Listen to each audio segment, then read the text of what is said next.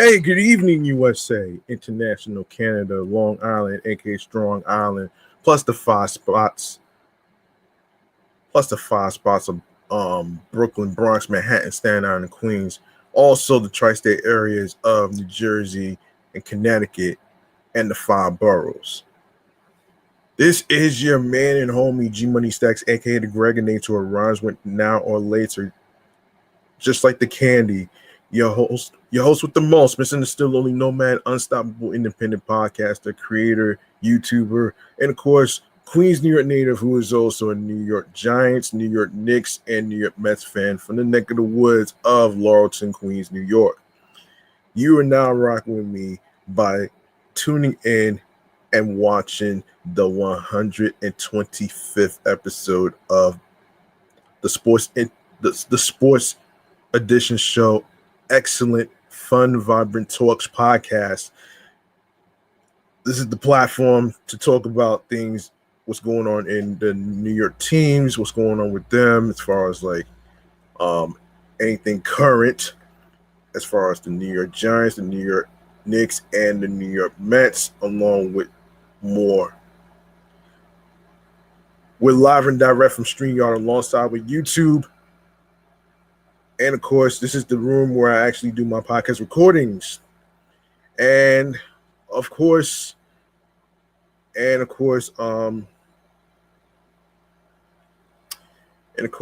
you missed out on any episodes whatsoever, please feel free to go to the sports YouTube channel page and, be able to check out those episodes on there. And of course, be sure to click on the subscribe button and of course the notification alerts, so you'll be able to know when I'll be going on the air via live stream with new episodes and new topics. All right, leave a like and a comment, and of course tell your friends about this podcast right here.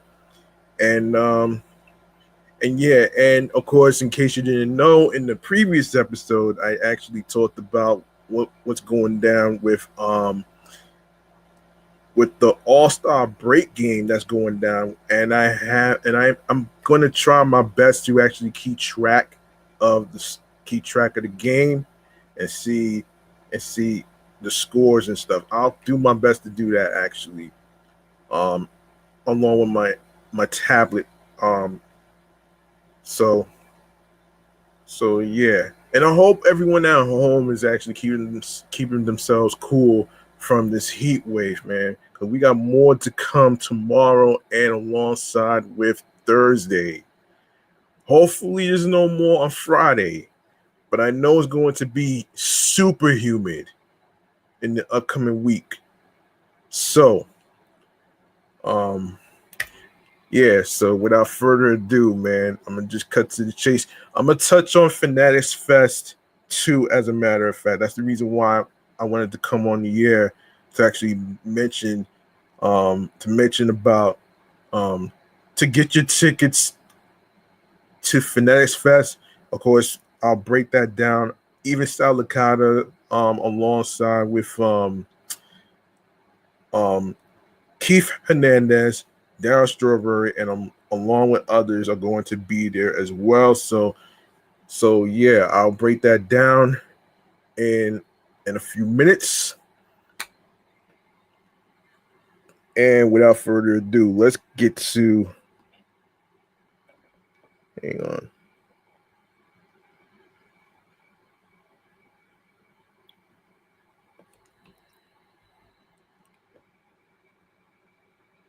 Hold on 1 second here, folks.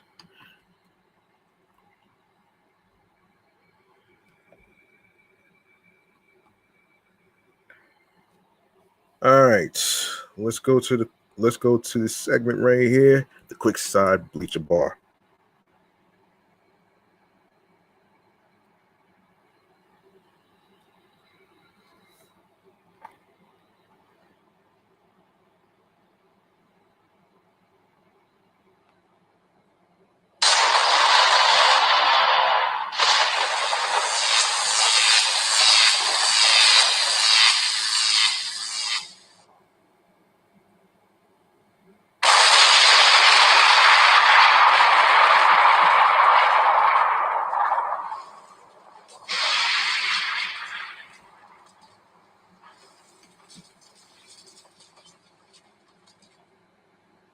First and foremost, I want to actually get into a little bit of Giants news. Actually, um, yeah, let's get into it right here. I want to talk about that first, and then I'll get into some basketball news in regards to the summer league that's going on with the New York Knicks.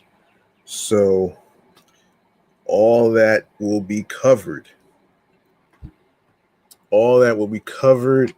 I want to make sure I got my topics. Yes. So we're going to be talking about the 7 prospects as far as like the pitchers that can help this New York Mets team, and alongside with I will touch on a little bit with I don't know if I'm gonna do the trade rumors today. I don't know if I'm gonna do that, but I'll probably do that some other time. But let me see. Yeah, Matt Seelinger. We're gonna talk about him. Antonio Jimenez. Of course, and of course the whole Juan Soto, Francisco Lindor ridiculousness. We'll talk about that. And yeah, so let me get to okay, let's get to the New York Giants here. Let's get to the New York Giants here. Okay. And this is from Big Blue View. So here's what's happening here. Training camp for the New York Giants is roughly 3 weeks away. Players report on Tuesday, July 28th, with the first practice at the Greenbrier Resort in West Virginia, set for Wednesday, July 29th. Each day between now and the beginning of training camp, Big Blue View will feature some form of training camp preview content. That will include posts on positional analysts. Positional analysts, yeah. Storylines, roster battles, and more. We start today with a look at fair expectations for the 2026 season. Okay, so the odds. FanDuel lists the 2026 over and under for the Giants at 7.5 wins in John Harbaugh's first season as head coach. The over is plus 100 with the under negative 120. Giants fans are optimistic. In a poll here at Big Blue View, 63% of voters said the team would win 7 to 9 games. Another 19 said the team would win 10 or more games. That is a lot of faith in a team that won just 7 games total the past 2 seasons. And of course, 7 to 9, most of the people agreed. 63% said that they would win 7 to 9 games. All right, so BBV's Chris Flum. I think the P is silent actually. Chris Flum came up with a 10 to 7 prediction in the immediate aftermath of the scheduled release. My prediction, immediately, the most optimistic prediction I could make was 9 to 8. Harbaugh raises the floor. In 18 seasons as head coach of the Baltimore Ravens, Harbaugh's teams reached the playoffs 12 times. There were only 3 losing seasons. Only one of those seasons, a 5 to 11 2015 season, produced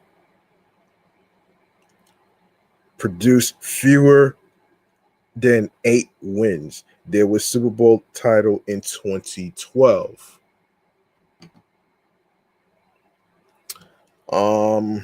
Granted, Harbaugh stepped into a situation in 2008 with an established general manager in Ozzie Newsome and a team thought to be among the league's best run organizations. The Ravens, though, experienced more consistent success after hiring Harbaugh than they had before. The Giants have gone 7-27, 206 winning percentage the past 2 seasons, and 13 out of 38, 255 the past 3 seasons. In the last 9 seasons, the Giants have had 8 losing years. In 6 of those 9 seasons, the Giants have won fewer than 6 games. It is hard to imagine a team coached by Harbaugh regularly being that abysmal. The plan is to win every game, Harbaugh said at his introductory press conference. You go into every game planning to win that game. That's our expectation. That's what we will be expecting to do.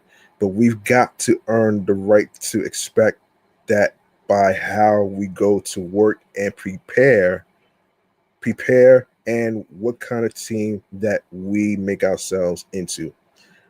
Don't expect the 2025 Patriots. The New England Patriots went 4-13 in 2023. Bill Belichick's final season. They again went 4-13 in 2024. Gerard Mayo's only season as head coach. In 2025, New England hired Mike V. Rabel, a veteran head coach with a winning pedigree. They featured a highly drafted second-year quarterback. They remade their roster and restored a winning culture. The Patriots went a stunning 14-3 and represented the AFC in the Super Bowl. There are Giants-Patriots parallels, obviously. Multiple horrible seasons in a row. The hiring of Harbaugh, a no-nonsense veteran head coach with a winning pedigree like V. Rabel, Drake May, and Jackson Dart, like the Patriots, the Giants this offseason remade their roster. Don't, though, expect the Giants to reprise the Patriots' success. Yes, the Chicago Bears also had a quick one-year turnaround. They went from 5-12 to 5-12 in 2024 to 11-6 and the playoffs in 2025. Still, those types of overnight turnarounds are the exceptions rather than the rule. Sometimes when they do happen, like the Washington Commanders going from 4-13 in 2023 to 12-5 and the playoffs in 2024. They are a mirage. Washington crashed back to 5-12 last season. Harbaugh got fired after an 8-9 2025 season in Baltimore. Damn. An 8-9 2026 season with the Giants would be viewed far differently. So might a 7-10 year. The Giants now have an accomplished leader in Harbaugh.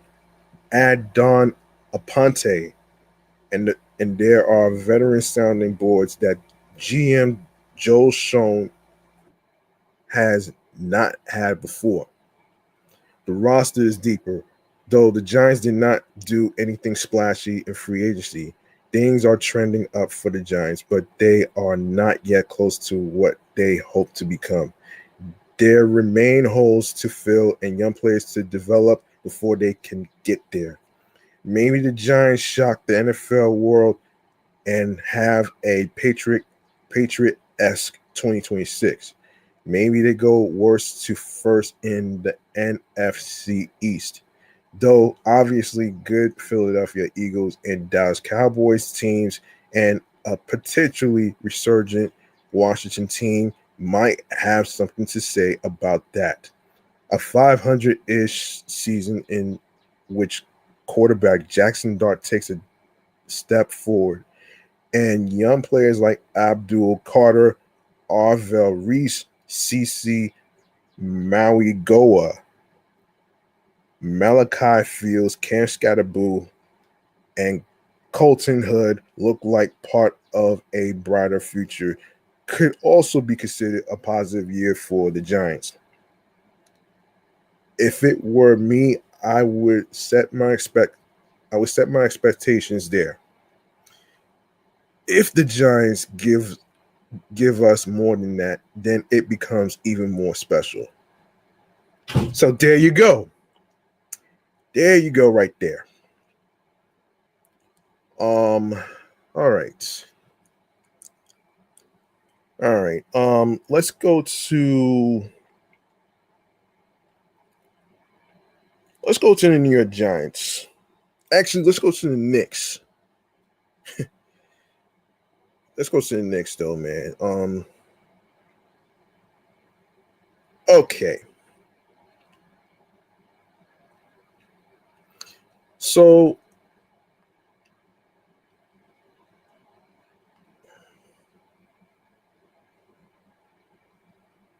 what the hell happened here? All right, so the New York Knicks have quietly had a great offseason right after winning their first championship in 53 years, and it's not done yet. You think after losing a key player like Mitchell Robinson in free agency, especially to the division rival Boston Celtics, there would be a big drop, but that's not the case. They managed to sign and re-sign players on team-friendly deals that will make a huge difference.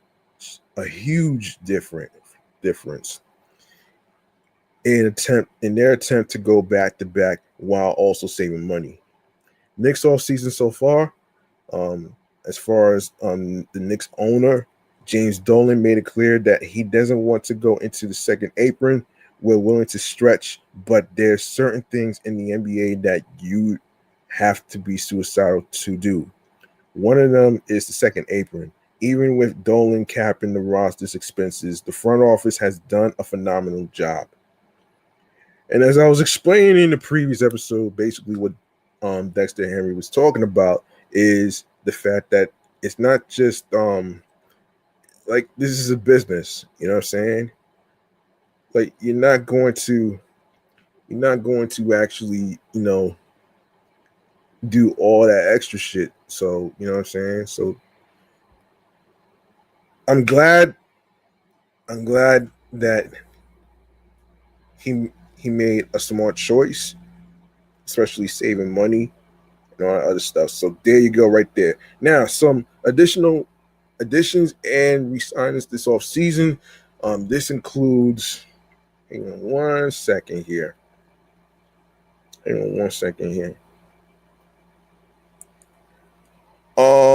This includes Andre Drummond, who was signed to a 1-year, $3.9 million deal to help offset the departure of backup center Mitchell Robinson. And then you have Jose Alvarado agreed to a 3-year deal for a $13 million extension after declining his player options, securing his spot as a vital rotation guard. Landry Shamet returned to the team on a 4-year, $24 million contract to provide backcourt depth. And Jordan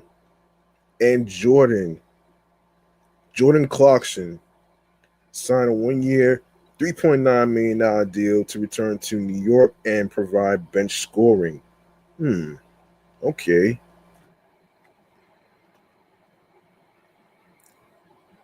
Now that's how you go about it though, man. That's how you go about it. Even though you're missing pieces in Boston, it wouldn't really matter. It wouldn't really matter anyway because I've witnessed in one of the games that Mitchell Robinson can't really shoot a free throw shot in the basket. I've seen this more than twice, man. That's beyond me. That's crazy, man.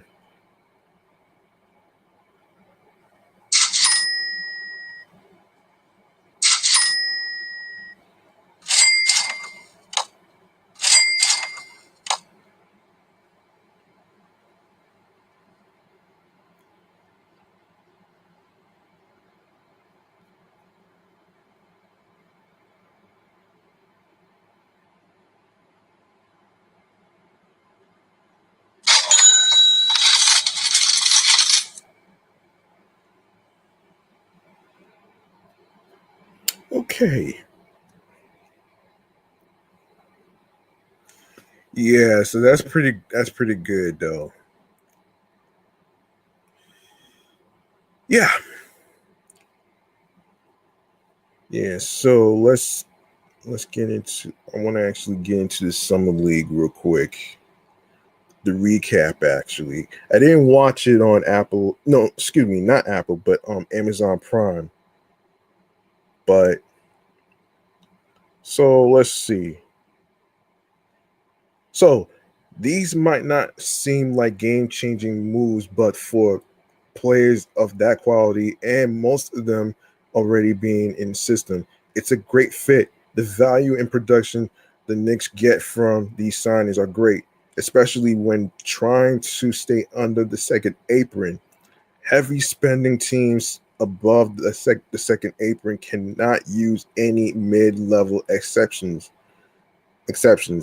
Aggregate multiple player contracts into a single trade, send cash in trades, or trade their first round draft pick 7 years out. Now, if you want to know the if you want to know what the second apron, the first apron is about, and the penalties, you can go listen to episode 123. All right, you it, yeah, 123. Yeah, listen to episode 123 or 123 or 122, one of those episodes. Anyway, right. So under the radar moves. Hang on a second. Yeah, under the radar moves like this don't always get noticed right away, but could become a major impact later on. Yeah, it's interesting. Um, they could look to find another big man in the market, and Jonas Valanciunas could be an option, as he was waived by the Denver Nuggets. Excuse me, the Denver Nuggets. Excuse me for slipping today. Forgive me. Yeah. So the name is Jonas Valanciunas, which is an option, and he was waived by the Denver Nuggets. New York has been great so far. In an offseason where they lost Robinson on a 3-year, $47 million deal with Boston Celtics, and there's still time to make more changes. These moves will increase the chances of them winning it again next year, as they basically are bringing back the same group that won it all last season. The Knicks will look to be the first repeat champions since the Golden State Warriors in 2018, and an off season like that is a great start. This is true. This is true. I actually agree with this. I actually agree with this, though. You know what I mean? Yeah, I want to go over the highlights. Let's go over the highlights of Actually, I want to go over the highlights of the summer league that was on the that was on Amazon Prime, actually. So let's get into that right there. I want to get into the recap here with the Knicks. So let's see. What the hell? Wait a minute. Wait just a minute. Just a second. Um,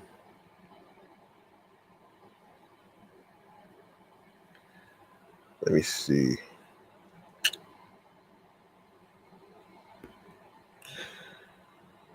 Hold on. Okay, New York Knicks. Okay.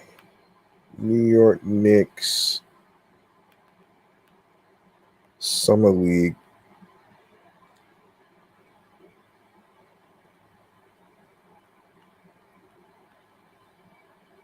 Summer League recap highlights. 2026. Okay. Um, Not this one.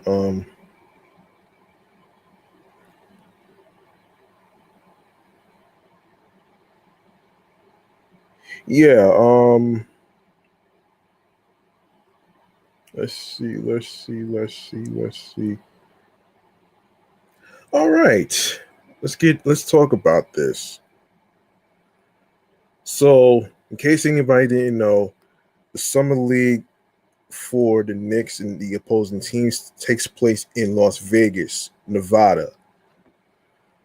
And speaking of Las Vegas, Jack Cahill scored a team high 19 points, and the New York Knicks defeated the Detroit Pistons 86-75 at the hold on at the pavil the pav the pavilion the pavilion. Okay, that's how you pronounce it. Okay, at the 2026 NBA Summer League on Monday. The Knicks dropped their first two Summer League games and looked headed for a third straight loss after falling behind 24-20 in the first quarter, but New York bounced back almost immediately. Aided by a 16-6 run in the first 5 seconds. Hold on, 5 minute and 42 second of the period. The Knicks went from being down by 4 to leading by 6, 36-30, and never looked back, ultimately holding a 51-43 lead at the break.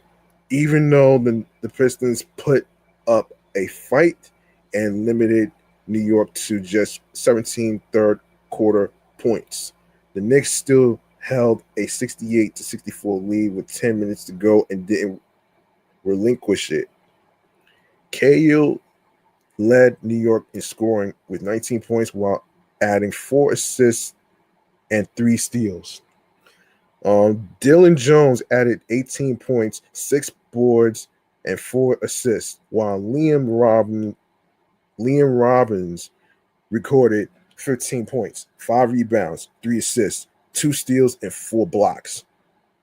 Nick Jourdain had 10 points, and Osiah Sellers added 10 points and 7 boards off the bench. The Knicks made 41.3% of their shots from the floor and 33.3% of their threes. Chaz Lanier led all players in scoring with a game high 24 points for the Pistons, while rookie Ibuka Okori chipped in with 14 points, 6 rebounds, and 4 assists. Isaac Jones was the only other player to score in double digits for Detroit, posting 12 points and 8 boards.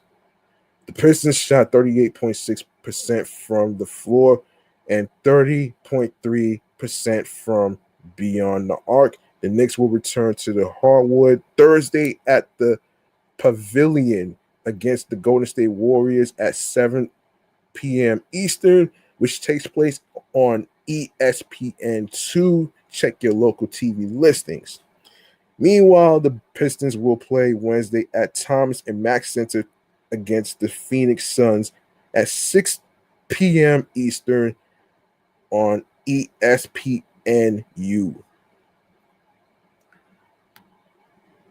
All right, let's make some noise for the Knicks, man. Winning that particular game.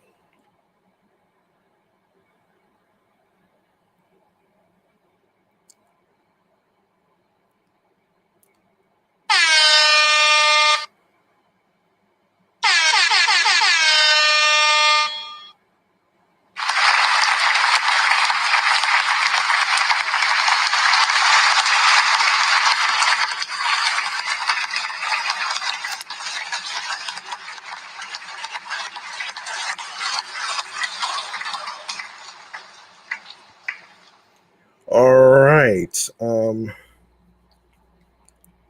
I did see something actually. Hold on. In regards to a possible injury to what? Jalen Brunson. Let me let me get. I'm gonna get back to that actually. Um, I don't want to forget to talk about this actually. This is the release.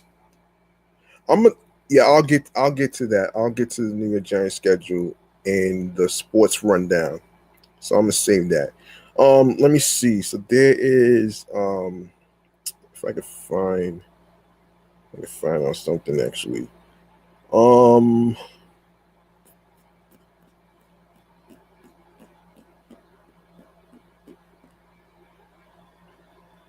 man, let's see. Takeaways and shit, man. We get to. I did see something actually. An injury to Jalen Brunson? Really? Let's take a look here. Let me take a look here, cause let me take a look here. This is whoa. Wait a minute here. Okay, this happened last week. Okay, so the New York Knicks superstar point guard Jalen Brunson needs surgery on his left wrist to rectify an injury that he played through toward the latter portions of a championship winning season. Shams Shams Charania of ESPN was first to report on the procedure, adding that Brunson will be able to return to basketball activities later this summer, meaning there is no threat of missing any sort of time next year. The injury did little to slow Brunson down. He remained the catalyst of a Knicks team that put together one of the more dominant showings in NBA playoff history, going 16-3 with a 13 game post game win streak on the way to a first championship in 53 years. Congratulations to the MVP player.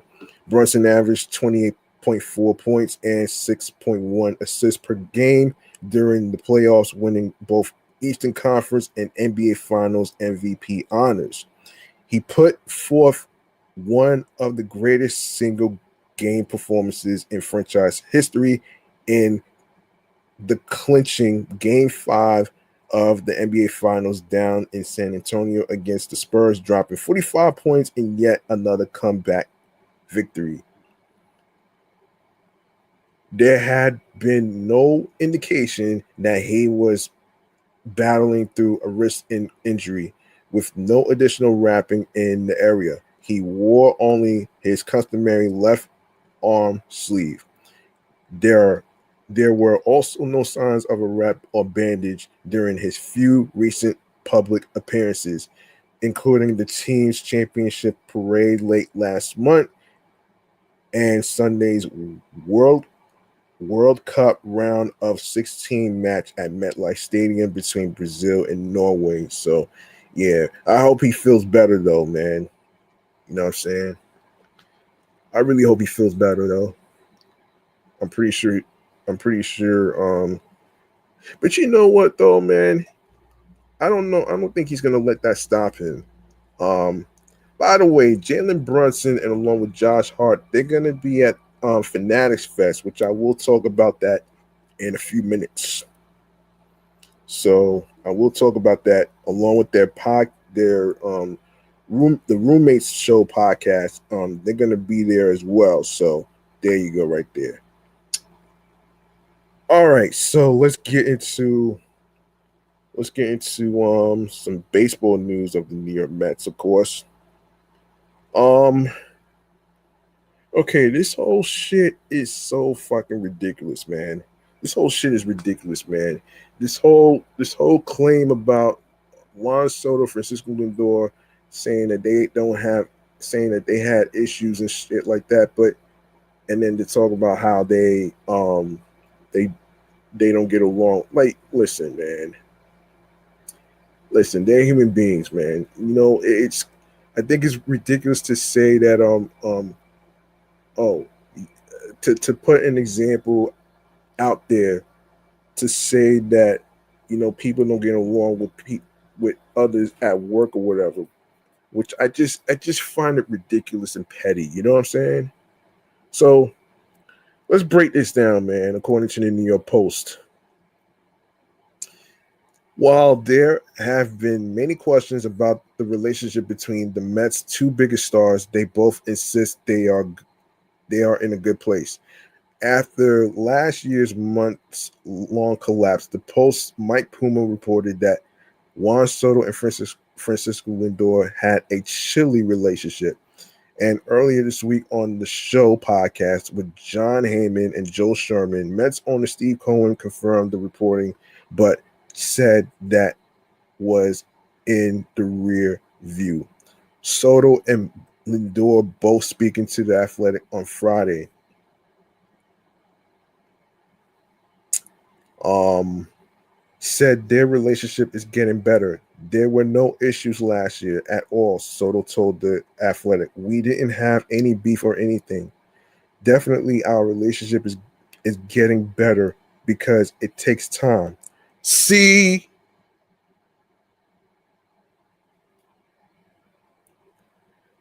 when you he said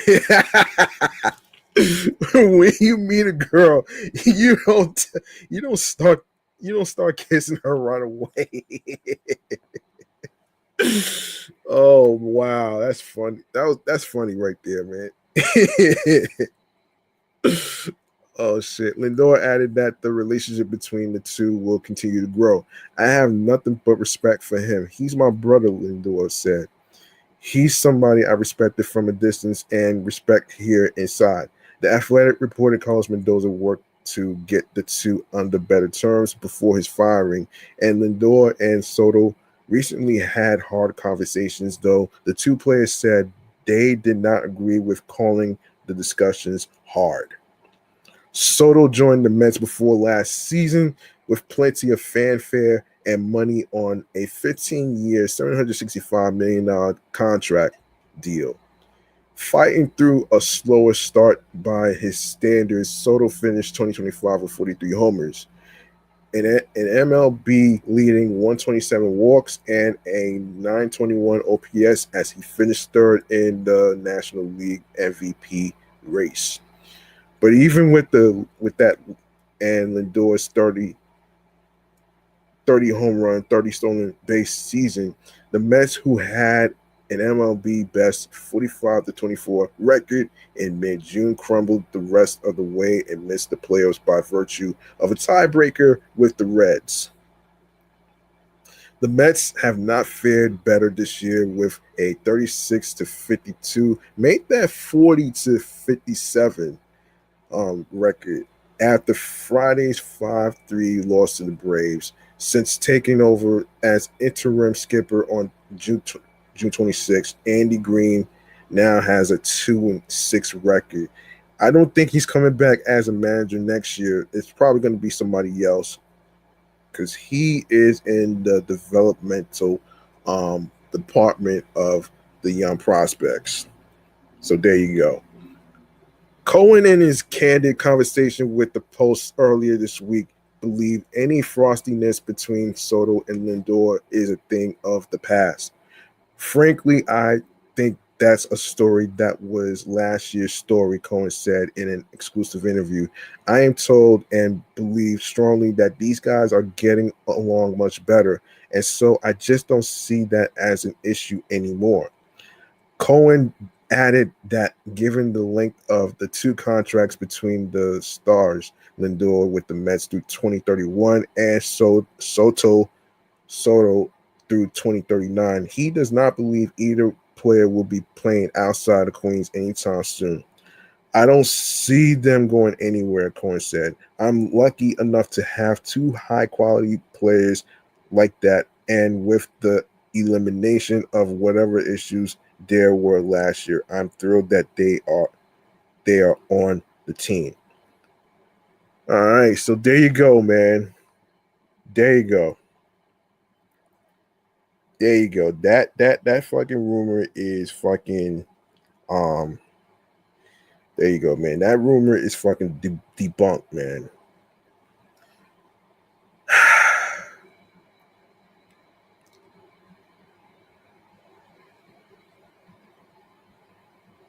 I've already addressed the whole Francisco Lindor trade in a previous episode already, though, man. I'm probably not going to do that again, though, man. This is fucking ridiculous, man.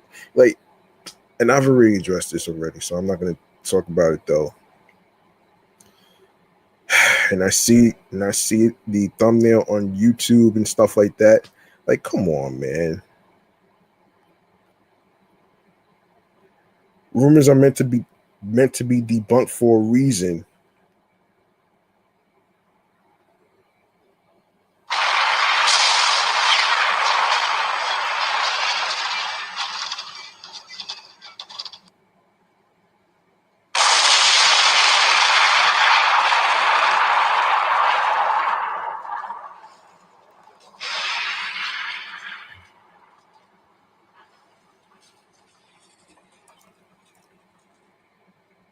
By the way, a little side note, in case you're wondering about the All Star break game that's going on, American League is leading 3-0 over the National League. All right, let's see. So the New York Mets acquired 3.89 ERA reliever in trade with Tigers. Originally appeared on Sporting News, of course. Blah blah. So, yeah. So they the Mets acquired a right-handed reliever from the Detroit Tigers on Monday morning. So according to an announcement made by the NL East club, the Mets have made a trade for Matt Seelinger in exchange for cash. New York Mets have acquired Toledo Mud Hens right-handed pitcher Matt Seelinger for cash considerations. Seelinger had an upward mobility clause in his contract. Chris McCoskey of the Detroit News added. Seelinger has a 3.89 ERA in 27 appearances this season at AAA within the Tigers minor league system. Detroit, it seems, didn't feel it had the roster flexibility to add Seelinger to its own 40 men when he triggered his upward mobility clause, a contractual clause that, when triggered, forces a player's current club to make him available to all the 29 teams. And Steve Adams of MLB Trade Rumors explained. Seelinger is a former 28th round draft pick of the Pittsburgh Pirates from Farmingdale State College in 2017. He spent a season in the Atlantic League of Professional Baseball Atlantic League of Professional Baseball in 2024 with the Long Island Ducks, allowing just one earned run in 20.2 innings. The 31-year-old is yet to make his major league debut. Seelinger could make it this year if the Mets are out of the postseason race and need an extra arm to eat innings. Well, wait a minute. He's the same age as Tariq Skubal, if I'm not mistaken.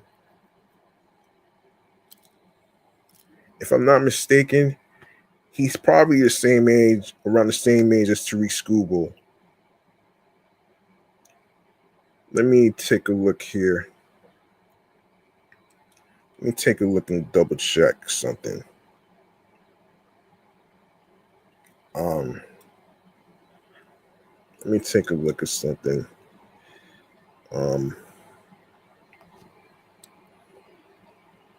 It Seelinger is 30. Okay, let's take a look at his age. I want to take a look at his age, though.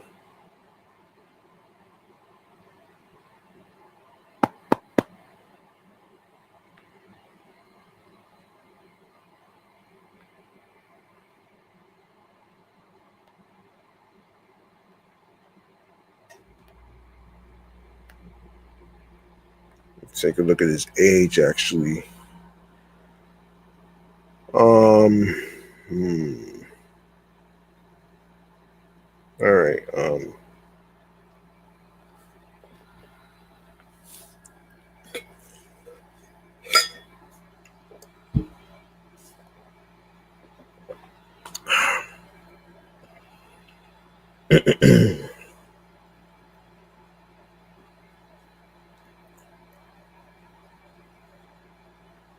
Let me take a look at his age real quick. 1996. 1996. So he's, oh shit. He'll be 30 in November. So he's 29 now. He'll be 30 in November. So, okay. There you go. There you go.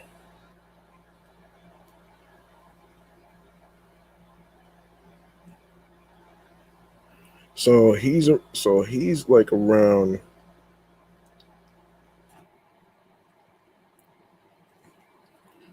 Yeah, so he's like around what is it? He's like around the same age as Scooble. So Scooble is gonna be 30. Seelinger is 31. Okay, just wanted to double check. All right, let's go to the 7 prospects.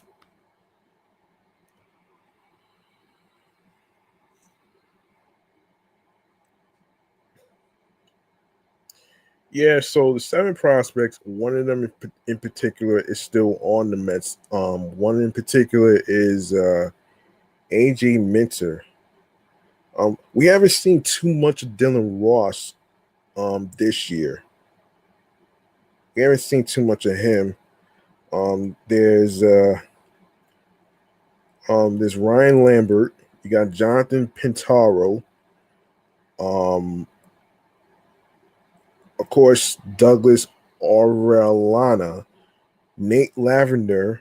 We haven't seen much of him. Ryan Emmons and Sol Garcia. Okay, but we haven't really seen too much of them. So it's just it's an interesting it's interesting, man. You know what I'm saying?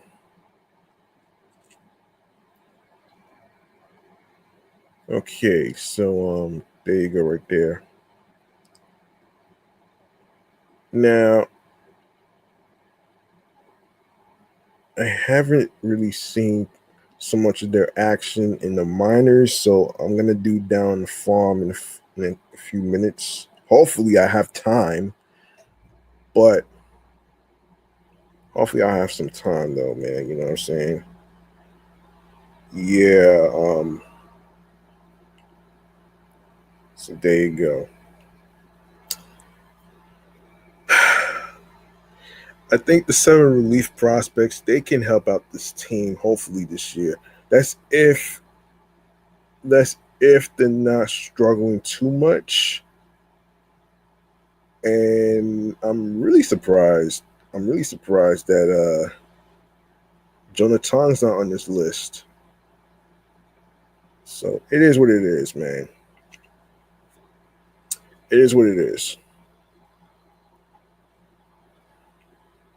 All right, we gotta get into an injury update.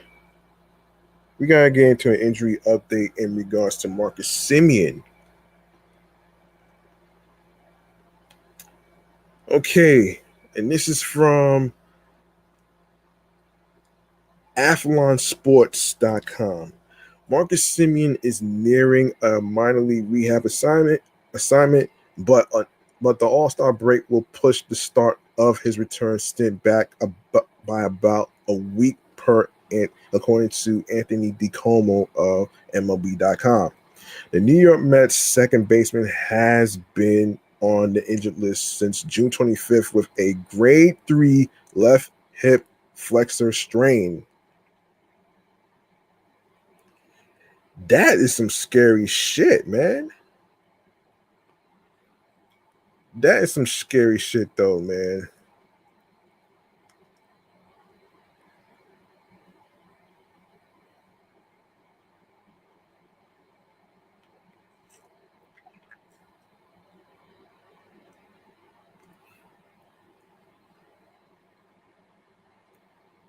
I did touch on Marfiantos' fractured hand. He's not going to be back till probably between after the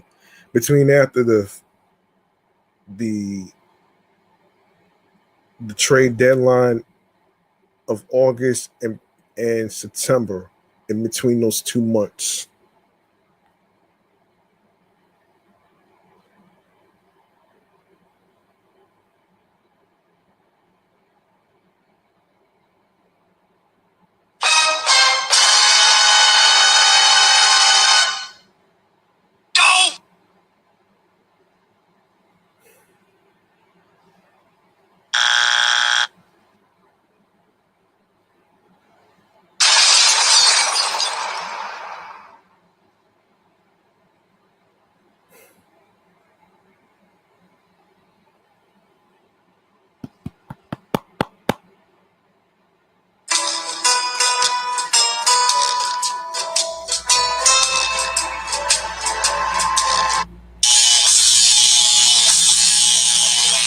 Oh, that was the wrong button. I'm sorry. That was the wrong button. That's not what I wanted to do.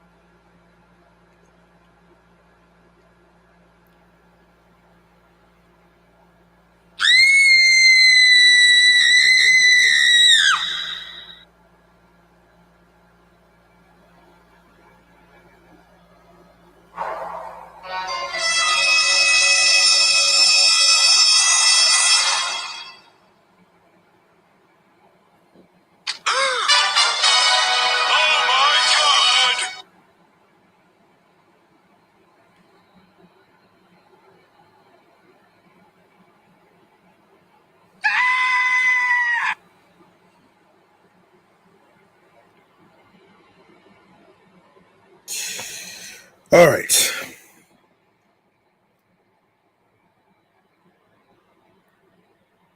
All right.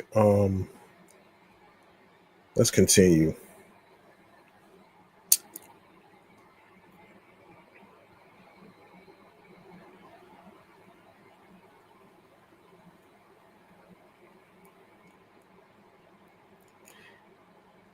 He took batting practice against Clay Holmes during a simulated session on July 10th and moved through sprinting sequences without any setbacks, manager Andy Green confirmed.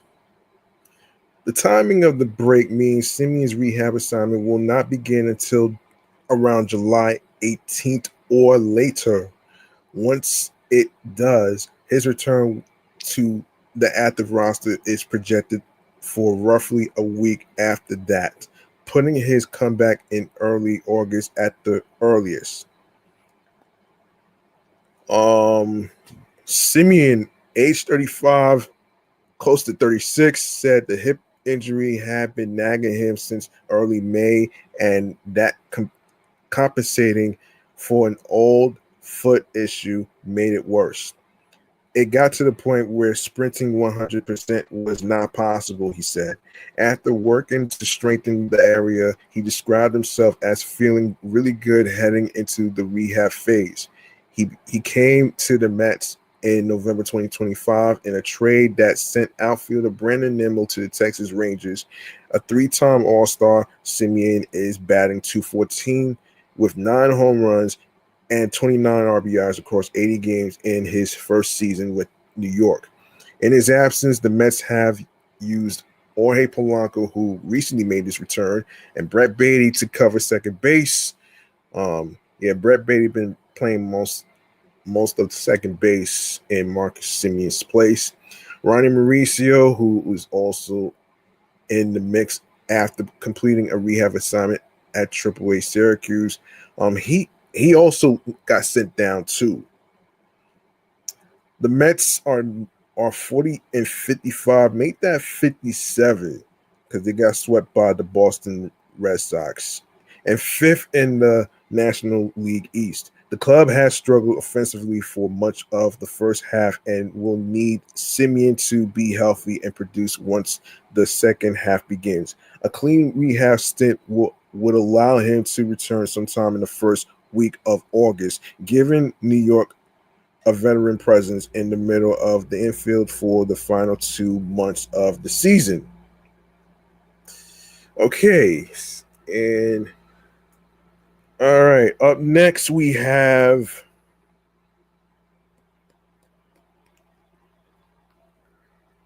up next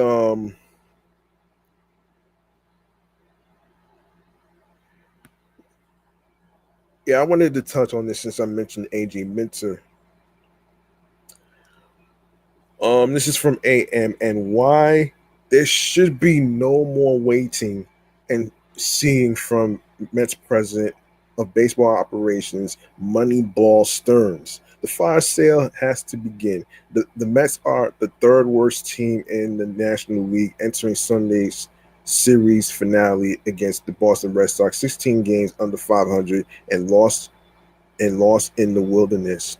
The blame solely belongs to Stearns. He constructed a roster too reliant on injury-prone players and reclamation projects after breaking up the core over the winter.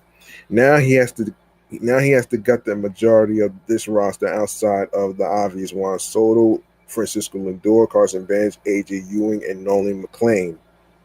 3 weeks remain until Major League Baseball's August 3rd trade deadline. Not the 4th. It's not the 4th, folks. It's not the 4th, folks. It's the 3rd. Yeah, and Stearns should be working the phones now because there will be an awful lot of players to move. Of course, let's take a look. Yeah, obviously Freddy Peralta, his ERA is worse. Perhaps the Mets' biggest trade chip this summer. Peralta has failed to live up to the role of ace since being acquired from the Milwaukee Brewers over the winter. On an expiring contract, Stearns should in no way go against his philosophy and dole out his big money for him of all pitchers.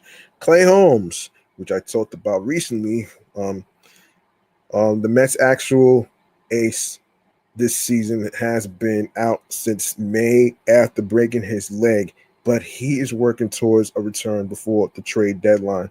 Holmes told the Athletic that he would be open to a contract extension, but pitching needy teams will be calling Stearns and likely offering a high price for the veteran righty. If the Mets can land a top 30 prospect from the Cubs for Peterson, think what Holmes could yield. Now, I will set the record straight on something actually. I actually talked about this recently. There's a possibility that he's not going to be back before the trade deadline. It's also possible that he might be back after the trade deadline. So just to set the record straight here. All right, A.J. Minter and Brooks Raley, a pair of high-performing left-handed relievers on expiring contracts. That is the equivalent of a gold mine at the trade deadline. Both Minter and Raley have been two of the Mets' best arms, and the return should be a healthy one.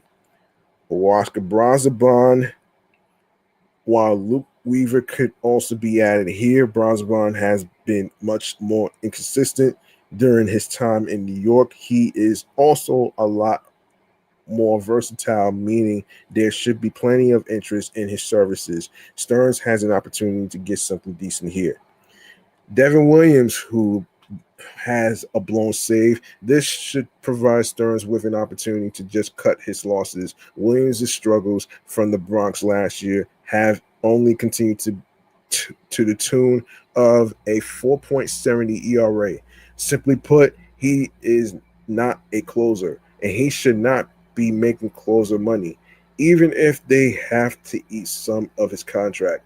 It's vital that the Mets move in a new direction. I don't know, man, because there's no way that you. I don't know. There's no way you put Luke Weaver in the. He did, although Weaver did close out games before, but I think his role should just be the eighth inning eater. Because look,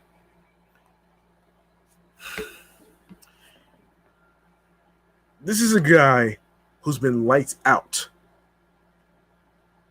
And already motherfuckers want to trade Luke Weaver for what? You don't want to listen. I want to say this and preface this actually before some of the people who are Mets fans, or some of them delusional or whatever, will get at me. But you're not gonna find another relieving pitcher like another Luke Weaver who's been lights out for you. You don't want to trade a guy for nothing if you're not gonna get anything valuable back. So that's kind of like my take and biggest gripe about all this, though. You feel what I'm saying? And Brett Beatty, who was on a 13 hitting streak. How many more opportunities can the former top prospect get to prove that he is more than a quadruple A player? Great in Triple A, but not good enough for the majors. Beatty's versatility, coupled with the season's onslaught of injuries, has made him indispensable at times, but his production simply isn't consistent enough. Well, he's a utility guy, man. I would keep Beatty, man. I would keep him. I would trade Luis Robert Jr. I would trade him because you're not gonna bring him back next year, so you might as well trade him. The off-injured center fielder is working his way back from a back injury suffered in April. The problem is that there is not a big enough job waiting for him upon his return. Carson Bench and AJ Urine are the future, and paying the remainder of Roberts $20 million this season for a reserve outfielder in lunacy. Tyrone Taylor, on the other hand, is the rare Met who has been a good soldier and deserves a change of scenery. I don't know about that one right there, man. Having done practically everything he's been asked of over the last 3 years, he is the perfect fourth outfielder for any contender. I don't know about that one right there. He recently had a home run before on in that one game before Juan Soto hit his home run. So you don't count Taylor out, man. Don't count him out, man. Yes. Yes, this is so fucking crazy though, man. This is crazy. And let's see. Let's see. Yeah, I'm not gonna really talk about the Francisco Lindor thing. I'm not gonna do that. I'm not gonna do that though, man. And that's crazy, man. And what's really crazy, all right, so all right, and this is from Yard Barker, and this is based on Bo Bichette. The 2026 season has not gone according to plan for the Mets, who hit the MLB All-Star break 17 games below 500 and in last place in the National League East. Any hopes of playoff contention rely on a miraculous turnaround, with a deadline sale far more likely in the coming weeks. These types of campaigns are tough on both players and fans, who will be very tempted to tune out of games that don't matter in the grand scheme of things. There are, however, 5 key headlines fans should be paying attention to over the final 2.5 months of the Mets baseball. The other day, as I was listening to Ryan Finkelstein's Locked On Mets podcast, he mentioned another person in the front in the what is it, the front office, Chris Rose. Um, I think it's interesting. He mentioned that Chris Rose was the one that made the roster, but that made up the lineup or whatever, or the roster, however you call that shit. But I don't know, man. But the blame still the blame still goes on Moneyball Stearns anyway, man. You know what I'm saying? Like, come on. Let's be for real, man.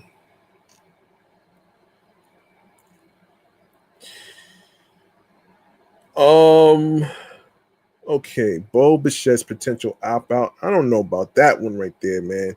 A big reason the Mets' season on underwhelmed was a disappointing year from Bo Bichette, their big offseason addition. Bichette bad was bad for 6 weeks, hitting just 210 with 2 home runs, 18 RBIs, and a 531 OPS on May 17th, but has been on a hot streak, bringing his season totals to a more respectable 255 batting average, with 10 home runs, 51 RBIs, and 677 OPS. Actually, he's batting over 300, if I'm not mistaken. If Bichette can maintain his hot play down the stretch, he could come close to his usual career numbers, creating an important decision about his contract. The nature of Bichette's deal allows him to opt out after each season, leaving the remaining money sans a $5 million buyout on the table for the chance at a bigger payday in the free agent market. I don't know about that though, man. I don't know, because I don't know, man. I gotta agree with Ryan Finkelstein on something, man. I mean, I think it's important. I think it's important to keep Bichette, because he's not only playing third base, but he also plays a little bit of shortstop. He plays shortstop as well, in place of what happened with Francisco Lindor. So yeah. So yeah, that's just crazy though, man. So let's see. A weak class of free agent hitters would make an opt-out worthwhile for Bichette, who could seek a new deal from the Mets or another interested team without a qualifying offer hanging over their head. The potential of a lockout if CBA negotiations stall could also impact this, but Bichette's offensive output can make this decision a key one as the Mets figure out how to fill a third base. How to fill third base. Now, I don't know. Listen, man. Listen. Bo Bichette has been very impressive playing third base, man. He made some outstanding plays, even though sometimes he makes errors.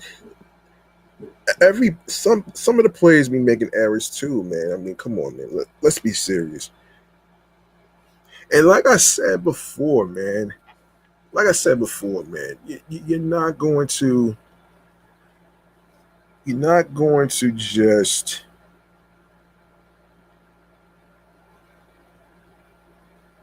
You're not going to just count out Bo Bichette. Every player is going to make an error once in a while. Actually, more than once in a while. And every team goes through this, including the Mets.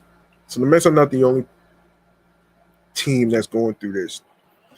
And you can have the biggest payroll all you want, but that's not going to guarantee you to buy a championship and to buy a wins, especially to the playoffs and stuff, man. So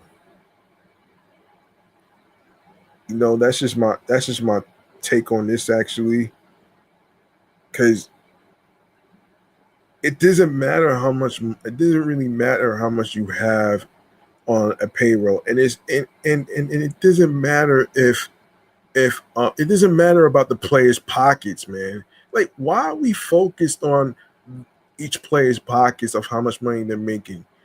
We're not in the office. We're not in the front office of the Mets organization. We're not in the room where all the decisions are being made by the nerdboat analytics. Let's be for real, man. Let's be for real, man. Like, it's just so fucking crazy. I laugh about this because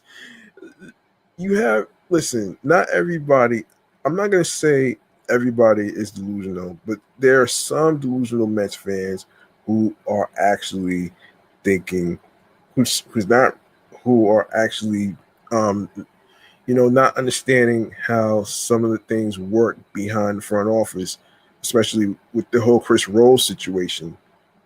Now, Chris Rose is the one that's in charge of the lineups and stuff like that, but not David Stearns. But he messed up the core. He messed up everything. You know what I'm saying? If anything, he's the biggest screw up than Chris Rose. All right. All right. Francisco Lindor's finish. The 2026 campaign has been a nightmare for Francisco Lindor, who has appeared in just 40 games after a calf injury sidelined him for 2 months. Lindor's offensive performance has also been down due to a condensed spring training after undergoing handmade bone surgery in February, which has made it difficult for him to get into a groove. And I said I wasn't going to talk about the trade, but I'm already in this article right now, man. But I think this is important to address here. Nonsensical trade rumors have created an uncertainty distraction for Lindor, who declined comment when asked about the potential of waiving his no trade clause. Yeah, he's not gonna talk about something, man. He's not gonna talk about this shit. Owner Steve Cohen has publicly declared Lindor isn't going anywhere. Exactly. So it is important to see how he performs in the second half. Exactly. I actually agree with this, man. I agree with this shit.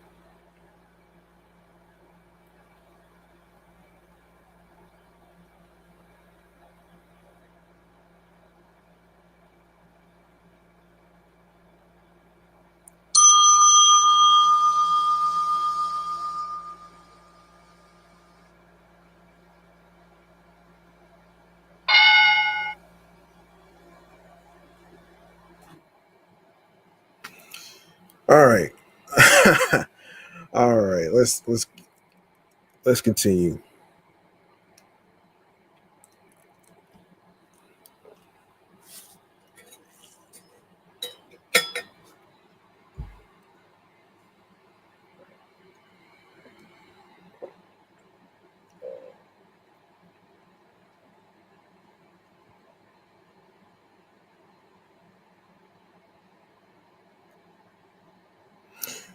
There had been signs of defensive slippage from Lindor last season, and he had made some uncharacteristic mental errors this year.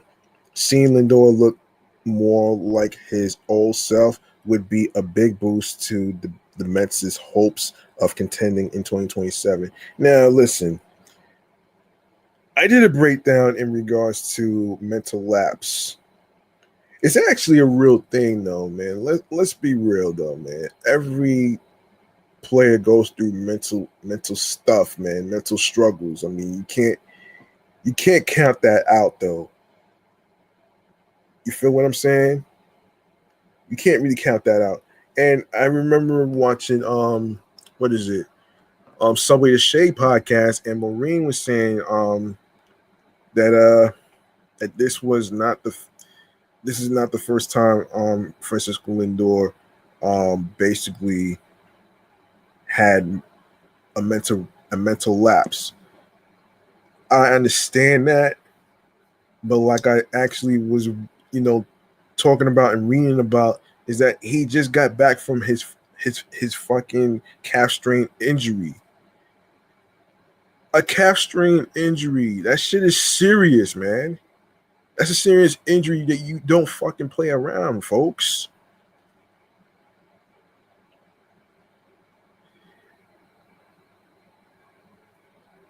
You can have the New York media all you want, but what they do, like I previously said, they like to create rage bait drama for clicks.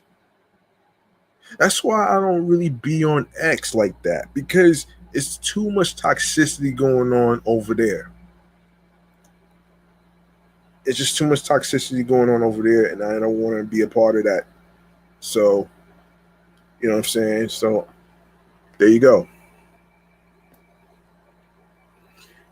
Extent of the trade deadline sale, while rentals like Freddy Peralta and Brooks Raley are almost certainly headed to the exit, the extent of the Mets' deadline sale remains to be seen. David Peterson, who was also on an expiring contract, is already out the door, but time will tell if the Mets decide to sell high on assets under control for 2027 and beyond, such as Luke Weaver. There are arguments to be made on both sides, especially with the farm system taking a bit of a hit. But if the Mets plan to contend in 2027, they will have a very high price for players with remaining club control. As a result, 2026's deadline sale will be much less of a fire sale than the 2023 edition, headlined by Cohen paying down a significantly salary to enhance returns for Justin Verlander and Max Scherzer.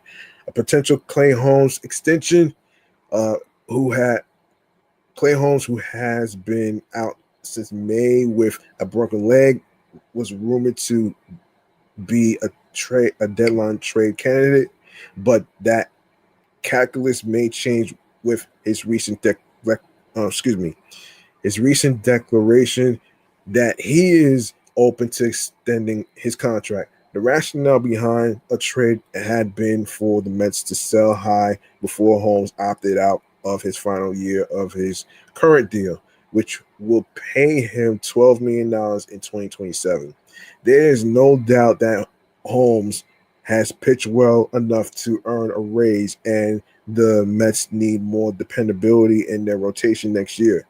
Their top options currently include either young pitchers, young pitchers, um, Nolan McLean and Christian Scott, unproven prospects, Zach Thornton, Jonathan, Jack Wenninger, underwhelming veterans, Kodai Singer. I don't think they're going to get anything from him. Sean Menard, Tobias Myers, who's probably dreadful, and Tyler McGill coming off the books. No, excuse me, coming off of Tommy John surgery, get rid of Tyler McGill. Locking in a deal with Holmes would give the Mets three relatively sure things in the 2027 rotation with him, McClain, and Scott.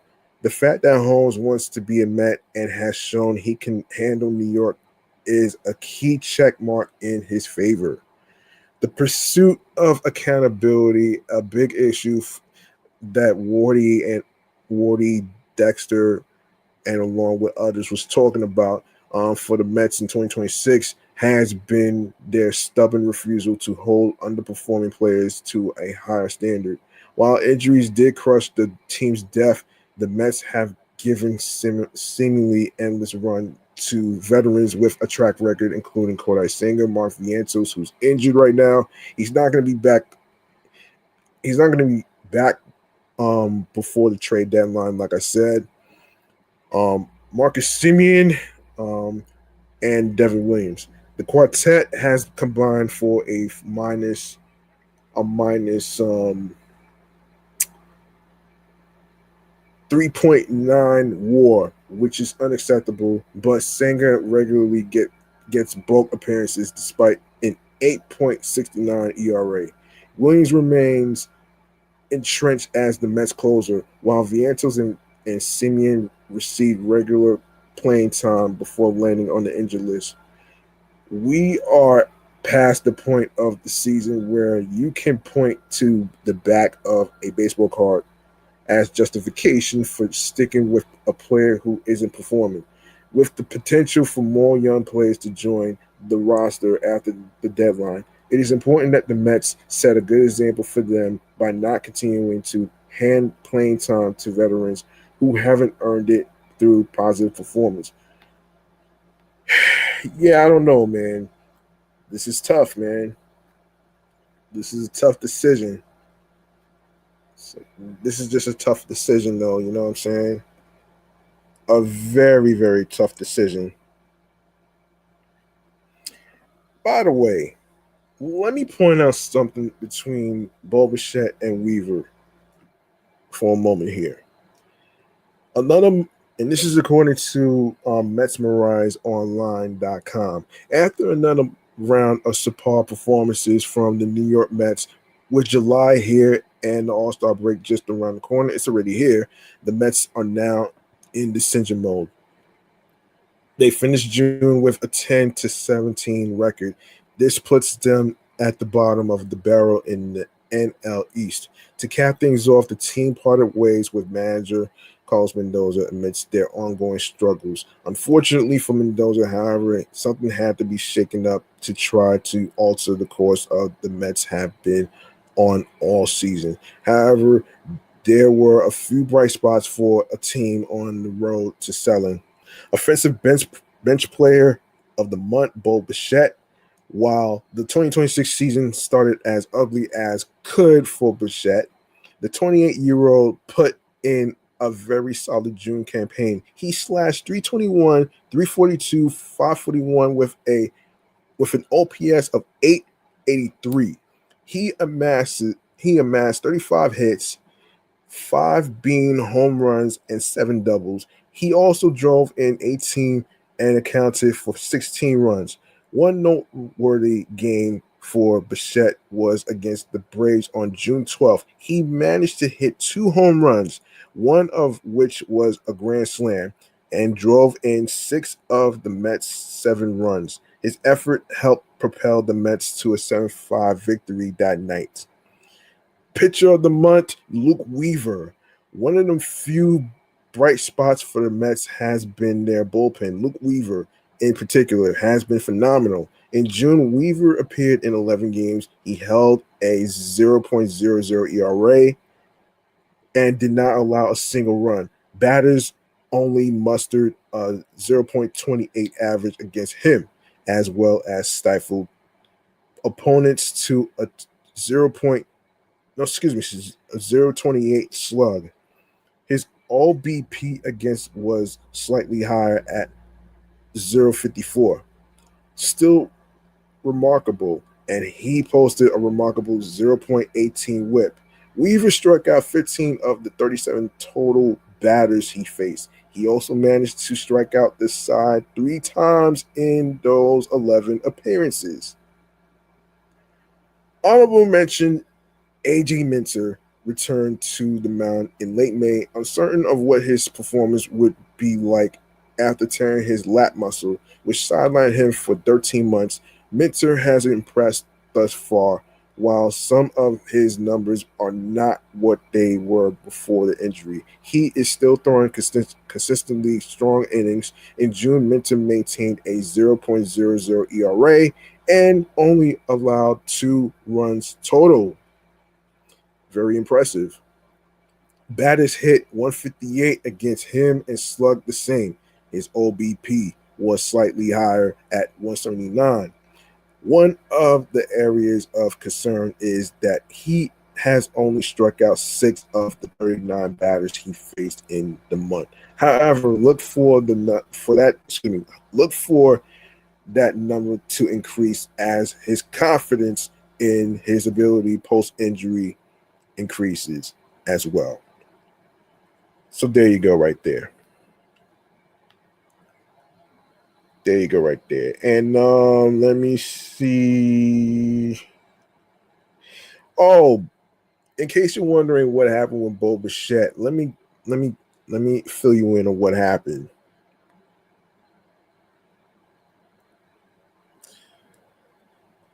The interim skipper said that it was right for Bichette to get a breathe for a couple of games just before the MLB All-Star break after dealing with some leg soreness.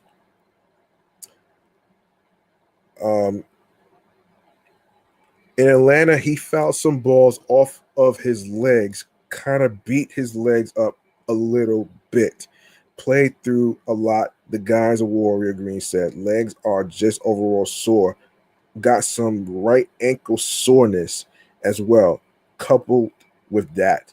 Green said that Bichette, who did not feature in Friday's 6-2 loss, was available off the bench and will be available again for Saturday's start, which already happened. It's a day-to-day thing, Green continued. If he's feeling great tomorrow, we'll get him back out there. If not, we'll likely use the All-Star break to just kind of get him a full reset. If you saw the bruises on his legs, you'd realize how tough this guy is. And I just discussed the Marcus Semien thing already. I just discussed that already. I don't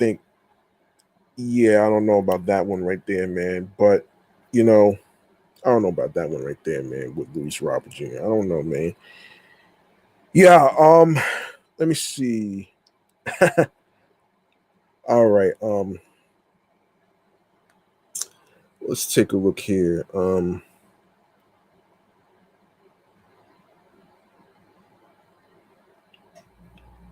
I want to take a look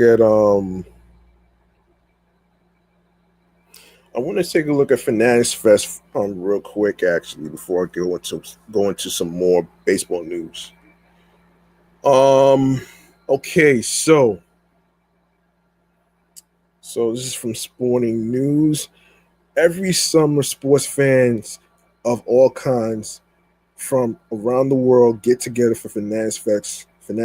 Once again, New York is the place to be. This time, 4 days of the festival are headed to the Javits Center from July 16th to the 19th. It comes at the perfect time as everyone celebrates the World Cup final going down on Sunday, just miles away at MetLife Stadium. With guests, live shows, games, giveaways, and more, Fanatics Fest is the perfect event for everyone. If you are a fanatic, you'll want to check out Fanatics Fest. Here's how to score tickets to every day of the festival in New York City. Tickets to Fanatics Fest are available now on StubHub. Passes are available in multi-day and single-day sessions. Currently, a 4-day pass to every day of the festival costs around $150, while single-day passes range from $90 to $150, vary by day.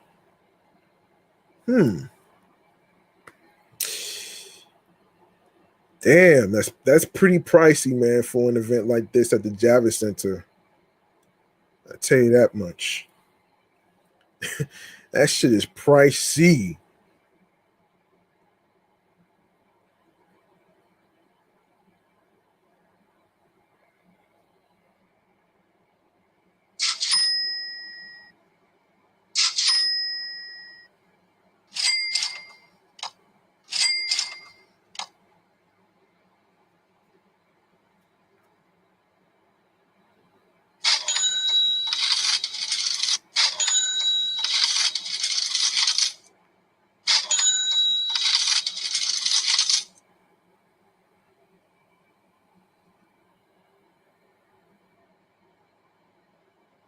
All right.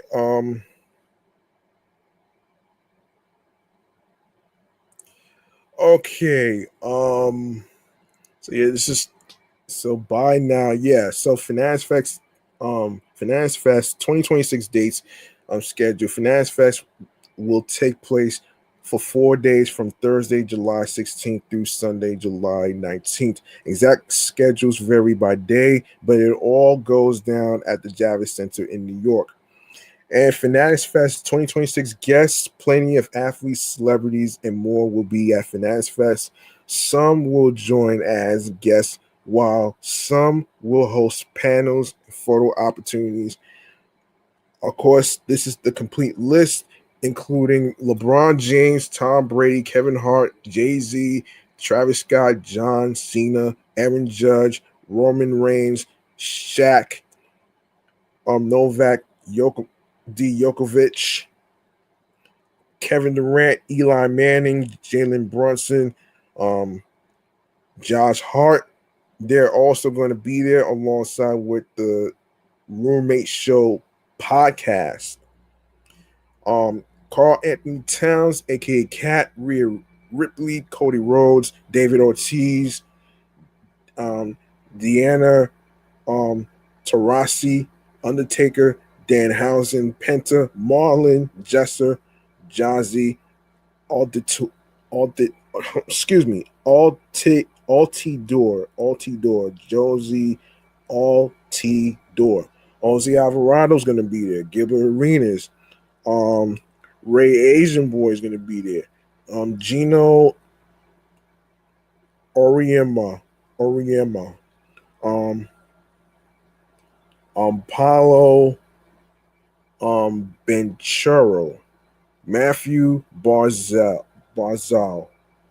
Let's see. So you have Odell Beckham Jr., Cody Bellinger, Carlos Beltran, Roger Bennett, Travis Bennett, Jerome Batiste,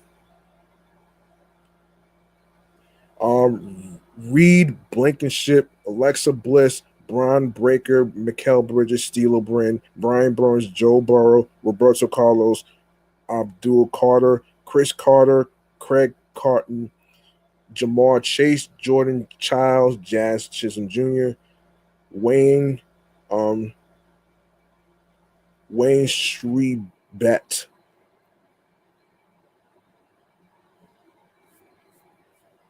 Jordan Clarkson, Roger Clemens, Michael Cole, Sidney Colson, Brian Conforth, Omar Cooper Jr.,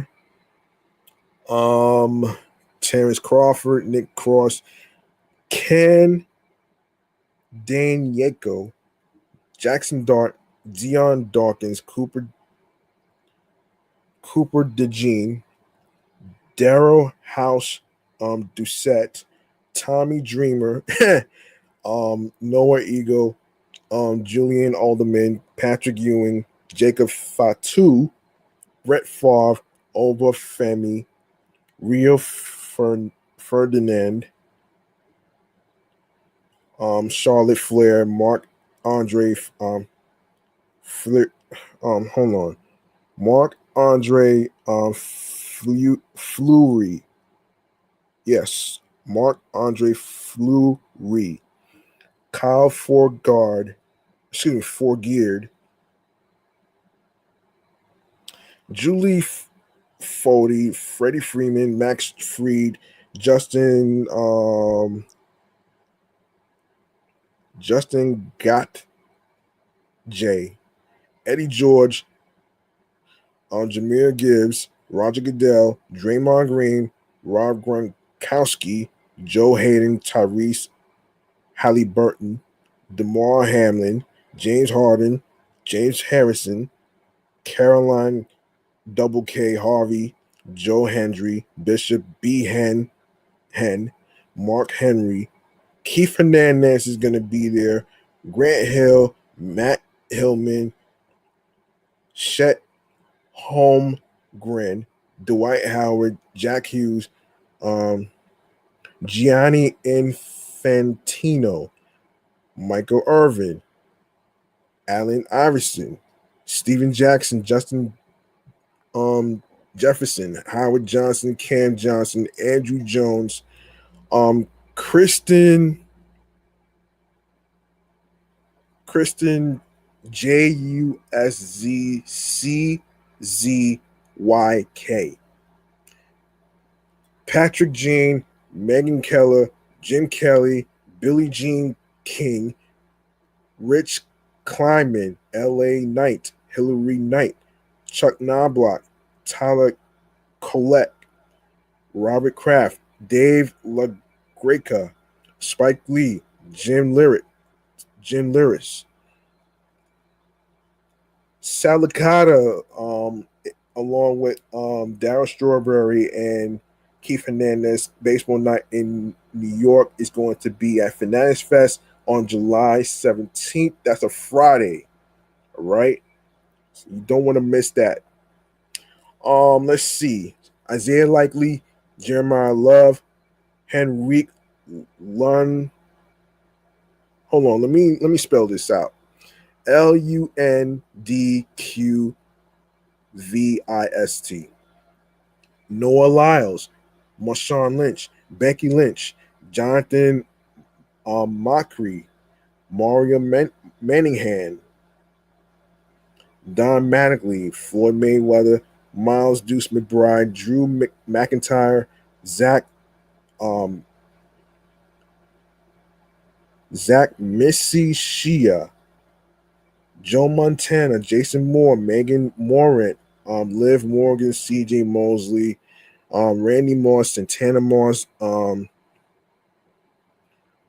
Georgie Murison, excuse me, Dominic Mysterio, Malik Neighbors,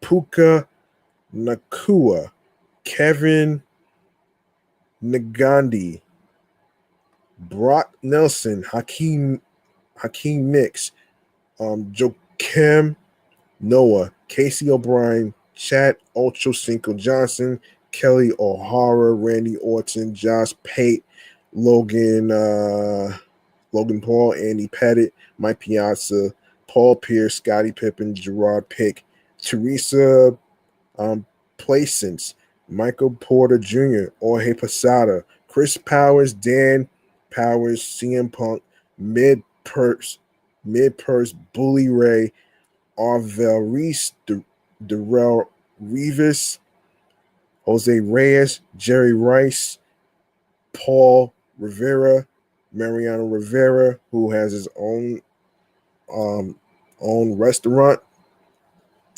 You check that out. Sam Roberts, Mike Robinson, Mitchell Robinson, Dennis Rodman, Alex Rodriguez, aka Rod, Seth Rollins, Taylor Rooks, CC Sabathia, Kenyon Sadiq, Barry Sanders, Johan Santana, Cam Schlittler,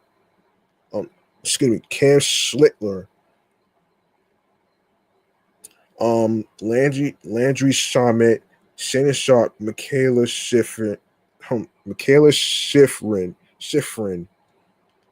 Adam Silver, Cam Scatterboo, Io Sky, Will Smith, Emmett Smith, Wesley Snyder, Blake Snell, Amon Ross St. Brown, um, Equanimous St. Brown, Jake Storiel, Amari Stoudemire, Tiffany Stratton, Trish Stratus, Daryl Strawberry, like I said, AJ Styles, Nigel Sylvester, Lawrence Taylor, um, Jeff Teague, Tim Tebow, Sebastian Telfair, Clay Thompson, Justin Tuck, Kyle Tusser, Mike Tyson, Jay Uso, Jimmy Uso, Chase Utley, Chris Van Vliet, Stephanie Vaquer, Stephanie Vacula,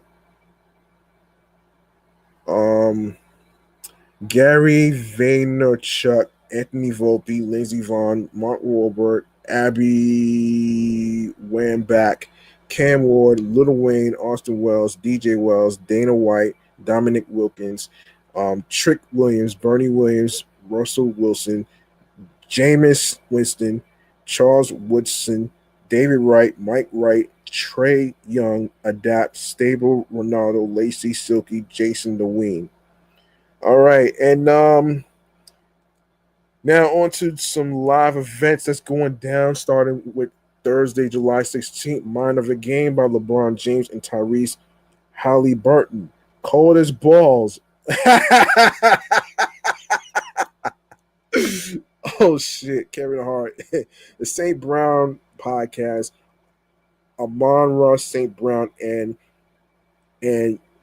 Equanimous.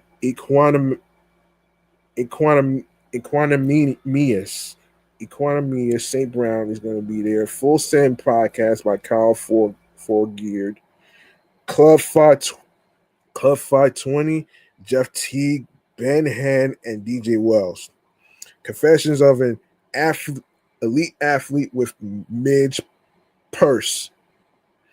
Talking Yanks, John Boy, and Talking Jake. The Roommate Show podcast by Jalen Brunson and Josh Hart with Aaron Judge. Welcome to the party, Abby Wambach, Julie Fody, and Billie Jean King. What do you want to talk about with Cody Rhodes? WWE Now, Sam Roberts, and Megan Morant.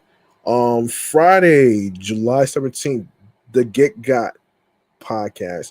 Marshawn Lynch and Mike Robinson. Josh Pate's college football show. Above the Rim by Dwight Howard. Man on with Joe Kim, Noah, and Jazzy Altidore. Casuals by Katie Nolan. The Old Man and the Three, Cam Johnson and Tommy Alter. Cold as Balls live, Kevin Hart. First Take Live, Stephen A. Smith's going to be there. S&Y's Baseball Night in New York live. Keith Hernandez, Salicata, Daryl Strawberry is going to be there, and along with more on the side. Sports Center live, Kevin Nagandi is going to be there. The Shop Live, Stilo Brim, and Travis Bennett with LeBron James and Mav Carter. Fantasy Football, Happy House, Matthew Berry. Knicks Film School, Jonathan Macri is going to be there.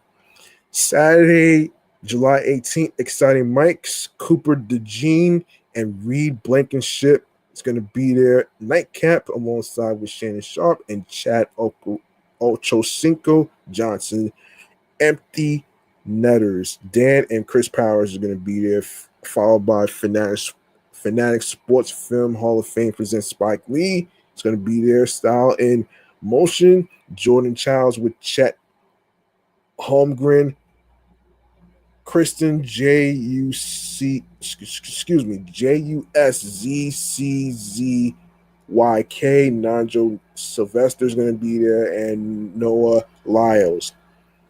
You can see me now live Q&A with John Cena. 6 Feet Under, The Undertaker, The Draymond Green Show, Gilbert Arenas, Debo and Joe, James Harrison, and and Joe Hayden. Insight with Chris V. Lyatt. Unsupervised with Sid and TP, Cindy CLSON, and Teresa Placence. Impulsive by Logan Paul. I don't like the guy. Road Tripping, Richard Jefferson, Allie Clifton, Channing Frye, and Kendrick Perkins with Grant Hill. The Playbook with David Meltzer. What's the Point? Michaela Schifrin. WWE Now, Sam Roberts and Megan Morant. Calder's Balls Live is going to be there with Kevin Hart. And of course, Sunday, July 19th, WWE SummerSlam kickoff. Excuse me. Michael Cole, The Joint Venture, Lil Wayne and Craig Carlton, Busted Open, Dave LaGreca, The Makeshift Podcast, Brian Conforth, and Zach Missy Shia. Cold as Balls Live, Kevin Hart, Cactus Jack and Friends Live, Travis Scott and Friends is going to be there as well. Now remember, you can go to www.fanaticsfest.com to get your tickets. Hurry up before they get sold out. That's www.fanaticsfest.com. All right. Let me try to put that there. Hold on.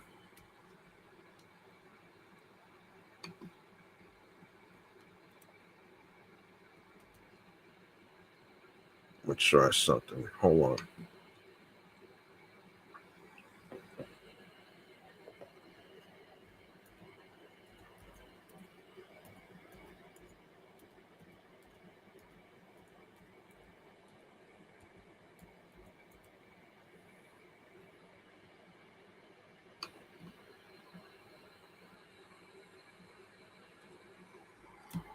All right. Now that I got that out the way, let's see what else we got to talk about here, man.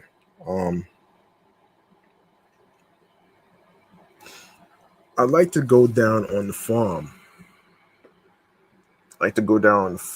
Actually. Hold on.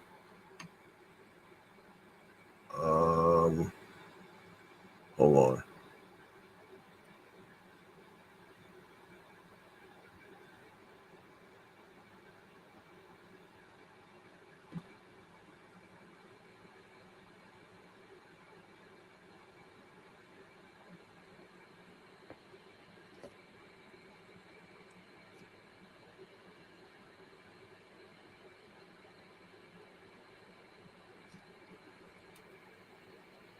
Hold on. Oh, I did this already.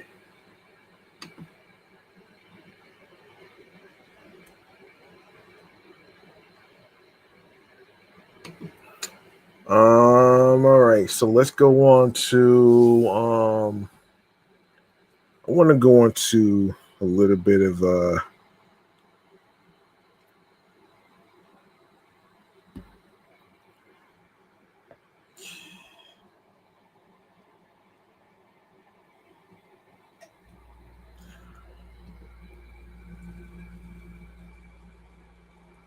I want to go on to let me see, not the actually, yeah, let's do the sports rundown. Actually, let's do the sports rundown, and then I'll do the sports podcast shows of the week that you could actually listen to. So I got this. All right, so time for the sports rundown, man. This is where I actually break down where you can actually find out the schedule of the teams, and I will gladly try to go down on the farm, see how those minor league players are doing and all that great stuff right there. So we're gonna take a trip down on the farm in the sports rundown segment right here. Let's do this. That's not it. That's not it.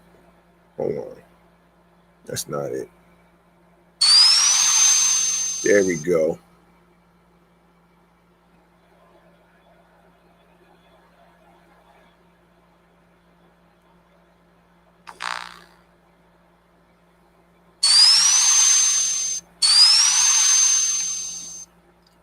All right. Okay. All right, Ryan Clifford, man. He did an interview with Michelle Margot not too long ago, and this is pertaining to an event that happened. And this is for future games. Yes, future games. So, according to AmazingAvenue.com, Ryan Clifford was the sole Mets representative in today's All-Star Futures game. Clifford was not a starter, but played first base for the fifth, sixth, and seventh innings. He did get one plate appearance in the sixth inning, and in which he drew a six-pitch walk against Athletics prospect Jamie Arnold. Clifford was then doubled off of first base by Guardians prospect Ralphie Velasquez on a line drive from Kason Cunningham of the Diamondback system. Let's see. In the of course department, fans at Citizens Bank Park, home of the Philadelphia Phillies and host of this year's All-Star festivities, booed Clifford as he strode to the plate in the sixth. It is one thing to root for laundry, but in other when you are rooting against minor league laundry. That's fucked up. Clifford, who the Mets acquired alongside Drew Gilbert and Justin Verlander at the 2023 trade deadline, has tremendous power potential, but is having a hard time turning that skill into a more complete game. He is currently batting 196, 283, 395 with 16 home runs, one triple, and 12 doubles, alongside 129 strikeouts and 38 walks. With the big league club's first base situation tenuous at best after the departure of Peter Alonso, aka the Polar Bear, Clifford figuring out how to be a more three-dimensional player would be a boon for the Mets. Yeah, he's not going to be playing first base in the majors anytime soon. So there you go, right there. And let's take a look at this. Let's take a look at this, though, man, from the Mets Minors website. The New York Mets in rounds 11 through 15 stayed mostly in the collegiate pool, selecting 4 college players and 1 high schooler. They selected 2 more pitchers along with 1 infielder, 1 catcher, and 1 outfielder.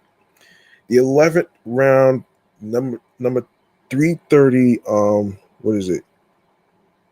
Kuhio Aloy, outfielder. After taking 5 pitches in rounds 5 through 10, the Mets selected outfielder Kuhio Aloy out of the University of Arkansas in round 11, keeping their streak of collegiate talent alive. He is the brother of Orioles first-round pick Wee Hiwa Aloy. Aloy, a junior from Wailuku, Hawaii, hit 293, 352, 486 with a 838 OPS across 181 at-bats. He hit 8 doubles and 9 home runs with 41 RBIs and 37 runs scored. He walked 15 times and was 5 for 5 in stolen bases. He ended 2025 with a 943 OPS. However, this year, his season ended short with an injury. Aloy was named SEC Player of the Week for the week of May and was named to the Baseball America National Team of the Week for week 12. He spent last summer in the Cape Cod Baseball League with the Burn Braves. He hit 333, 463, 500, good for a 963 OPS. He had 18 hits across 54 at bats and 3 doubles, 2 home runs, and 13 RBIs with 13 runs scored. That is not bad.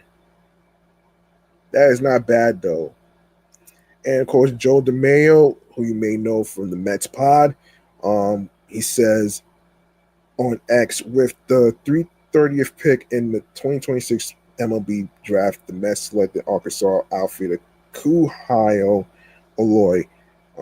Aloy hit 293, 352, 486 with 9 home runs and 41 RBIs for the Razorbacks. Younger brother of Orioles first rounder Weehiwa, power over hit profile, hit this 469-foot home run this season. Yeah, it's pretty impressive. 12th round pick number 360, AJ Crodell, right-handed pitcher. The Mets went back to the pitching pool with their 12th round pick, selecting 4-year junior AJ Crodell out of UC Santa Barbara. The Gauchos relief pitcher Crodell appeared in 25 games for UC Santa Barbara. He was 3-2 with 4 saves with a 5.66 ERA across 35 innings. He gave up 22 earned runs on 42 hits, including 12 doubles, 2 triples, and 7 home runs. He walked 17 and struck out 42. Over the course of last year, the 6'4", 200-pound pitcher from Villa Park, California, played in the 2025 California Collegiate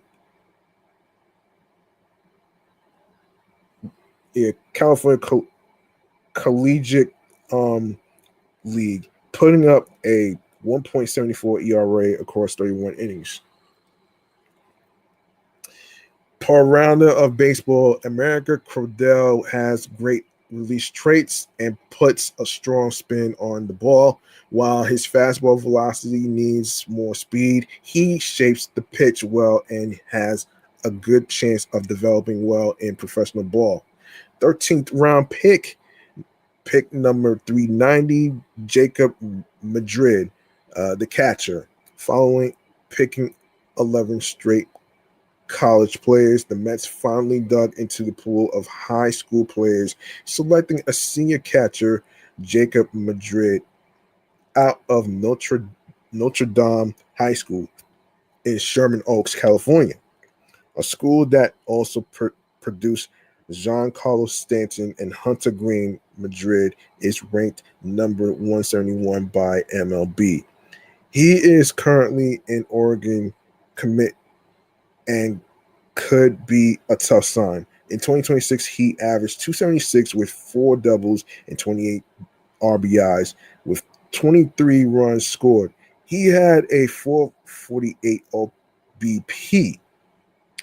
On base percentage, in case anybody don't know. Behind the plate, the senior had a 992 fielding percentage with 239 putouts. Per MLB.com, he is the most impressive behind the plate. Some scouts say he has the best arm of any young catcher they've seen this year.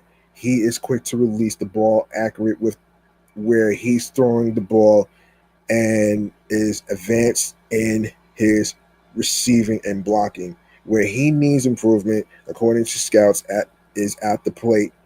If he combines the two, they say he can be a big league talent. Perfect Game has the 2026 grad ranked number 328 overall and the number 25 catcher, along with being ranked 44th overall in California and the state's number 5 catcher. 14th round pick number 420, Zach Crotchfelt, left-handed pitcher. The Mets dove back into the pitches with their 14th round pick, selecting lefty Zach Crotchfelt out of Troy University. The senior from New Jersey was named to the Sun Belt All Tournament team and Gainesville Regional All Tournament team. He was 7-3 in 2026 with a 3.49 ERA across 67 innings. He gave up 26 earned runs on 66 hits, including 10 doubles, one triple, and one home run. He struck out 81. He also appeared in the 2025 Cape Cod Baseball League, going 2-0 with a 1.00 ERA. He pitched 2 games, giving up just one earned run on 8 hits while striking out 12. He had a 1.22 whip in the double CBL. 15th round pick, number 450, Dustin Hagens Jr., shortstop. The Mets selected their 8th pitcher of day 2 of the draft in the 15th round, getting right-handed pitcher Dustin Hagens Jr. from the University of Missouri, which is in St. Louis.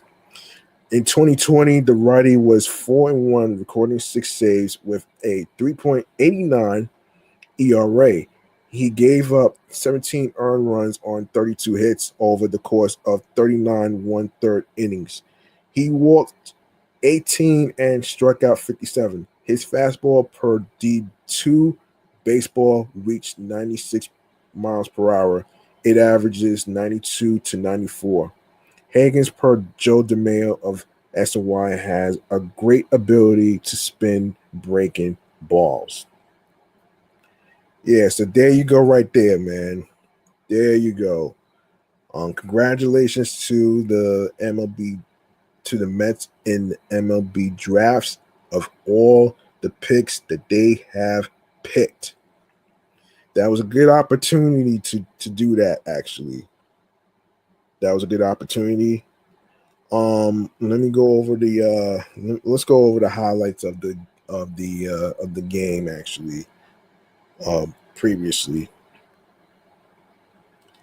So it did start at noon, actually. So the American lineup goes like this, actually. So Leo D. V. Rise, shortstop of the Athletics. Actually, you know what? Yeah. You know what? Yeah. Franklin Arias, second baseman, Red Sox. Ralphie Velasquez, first baseman of the Guardians. Walker Jenkins, center fielder of the Twins. Blake Mitchell, catcher of the Royals. Let's see, and Caleb Bonemer. Oh shit! Third baseman of the White Sox. Ike Irish, designated hitter of the Orioles. Nelson Rada, left fielder, Angels. Theo Gillen, right fielder. Starting pitcher Cade Anderson, and left-handed pitcher of the Mariners. And the National League lineup, of course, obviously, I just mentioned this. Yeah, National League lineup: Eli Willits, second baseman of the Nationals, rolled by Brito, center fielder of the Rockies. Jesus Maid of the Brewers, shortstop. Charlie Condon, not condom. Oh shit! First base of the Rockies. Um, Josu De Paula of the Dodgers, left fielder. Alfredo Duno of the Reds, catcher. Ethan Salas, designated hitter of the Padres. Luis Pena, third baseman of the Brewers. Edward Florentino, right fielder of the Pirates. Starting pitcher Gage Wood, right-handed pitcher of the Phillies. Okay, so that took place. That took place already. Let's see. I want to actually let me see, player meter. I don't know if I want to do that though. I don't know if I want to do that though, man. Let's Yeah, I'll probably save that for another time, man. I'm gonna save that for another time, actually. So let me see if I can actually get this together. I can get this shit together, actually. So let me see if I covered the bases. Oh wait. Antonio Jimenez. Yeah, I got one more person I want to actually get into. Yeah, Antonio Jimenez. Let's get to him. Antonio Jimenez. Let's see. What is this? Antonio Jimenez. Um,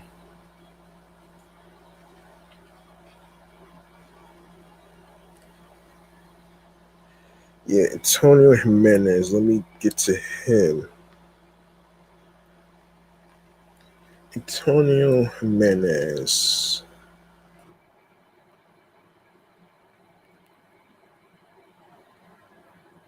Antonio Jimenez. Let's take a look at him.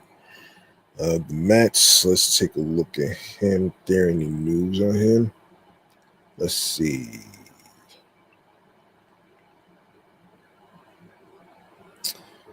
Oh man. Okay. Any news on him? Let's see. Okay. No. Hold on. Wait a minute here. Wait a minute here. Any news on him?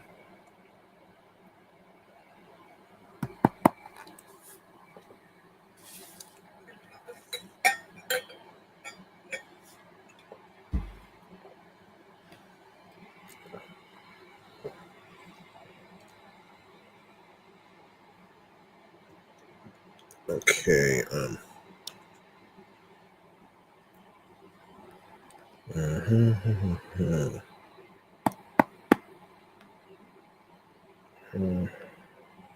2026 news. Let's see. Let's take a look.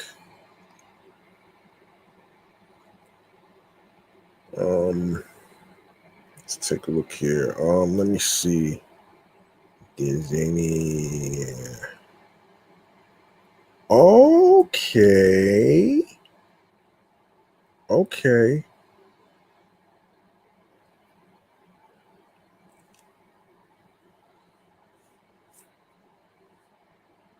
Okay. Let's take a look here, man. I'm gonna take a look at something. There's no news on him. Let me see. Let's see.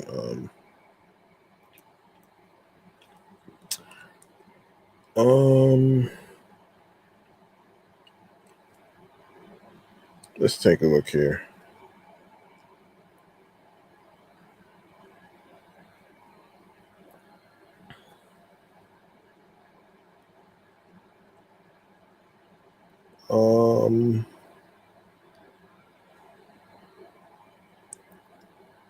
Okay. Okay, so scouting grades. Scouting grades for Antonio Jimenez. He's with the St. Lucie Mets. He's playing shortstop. 45 hits, 50 on the power, runs 50, arms 60, field 55, overall 40. Jimenez bounced around Florida as an amateur with 4 years at Archbishop McCarthy High School, once by one season each at Miami and Central Florida. After only limited playing time with the Hurricanes, he was an all Big 12 second team selection with the Knights in 2025 after hitting 329, 407, 575 with 11 homers and 11 steals in 55 games. He was draft eligible as a sophomore, and the Mets, who love such a profile, took him in the third round with their second overall choice of last year. Jimenez signed for below slot at $564,000 before getting in 26 contests with single A St. Lucie.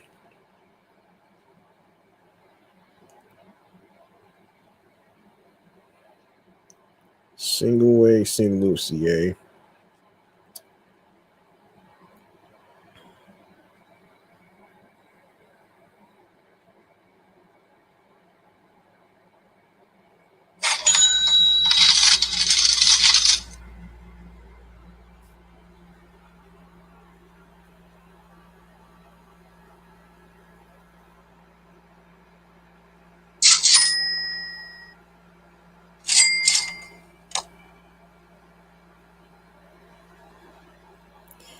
Okay. Let me see. Where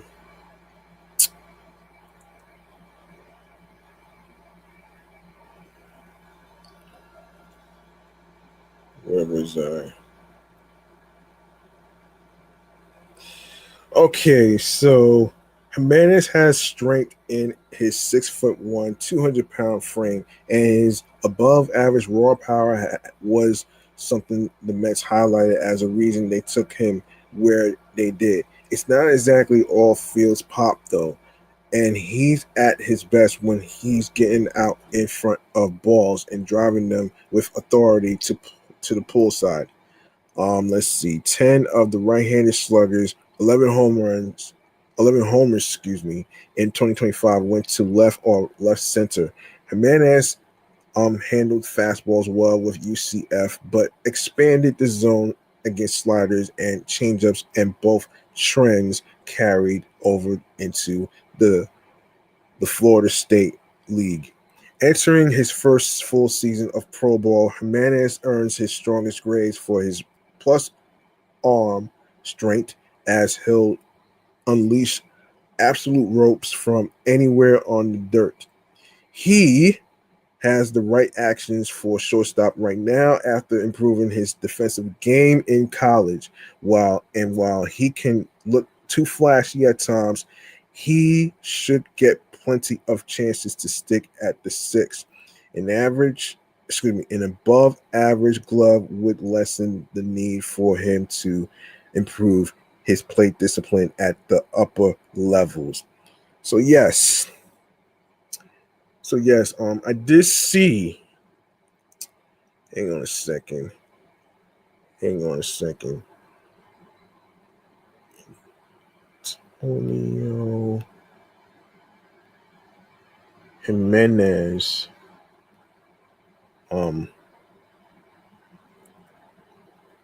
Mets 2026 news. Home run. Let's take a look here. Let me see. Let's take a look at his this is interesting. All right.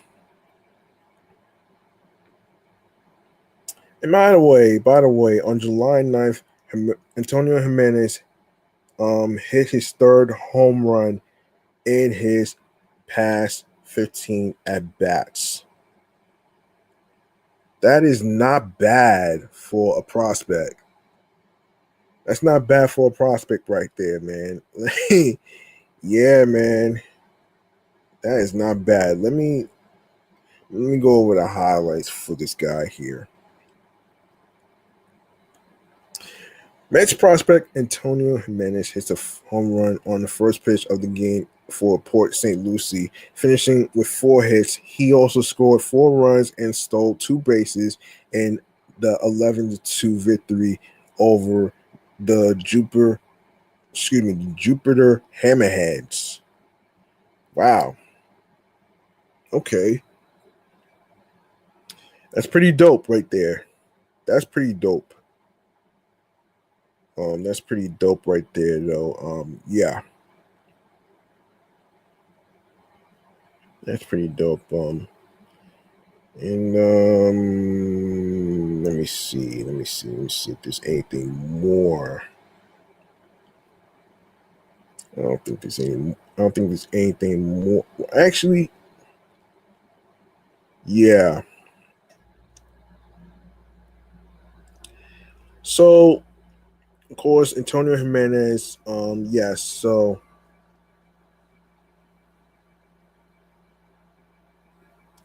all right. So, Rule 5 eligible after 2029 season acquisition method draft.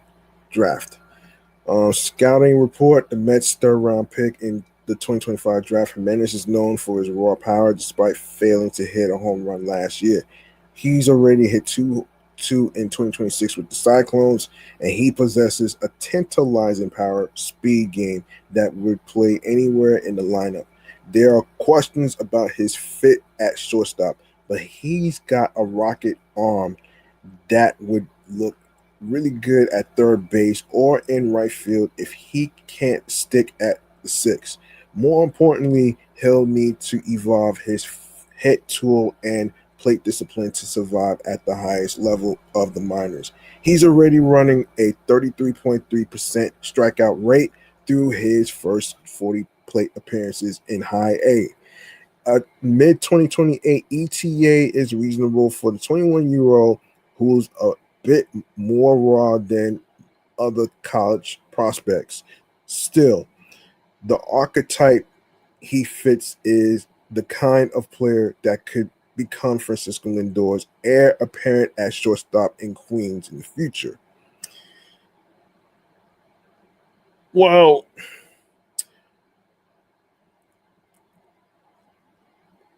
let's wait and see. Let's wait and see about that. Okay, let's get into I want to get into let's get into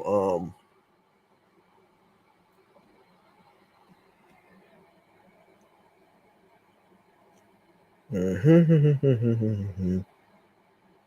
me make sure that I set this up real quick.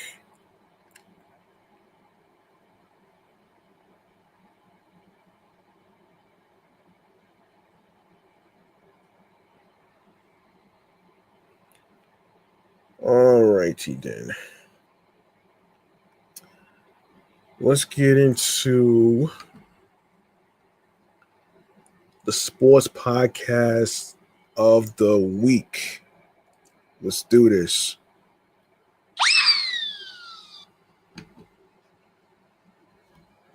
Okay, this is where I actually recommend some stuff in the segment as far as like some stuff to listen to.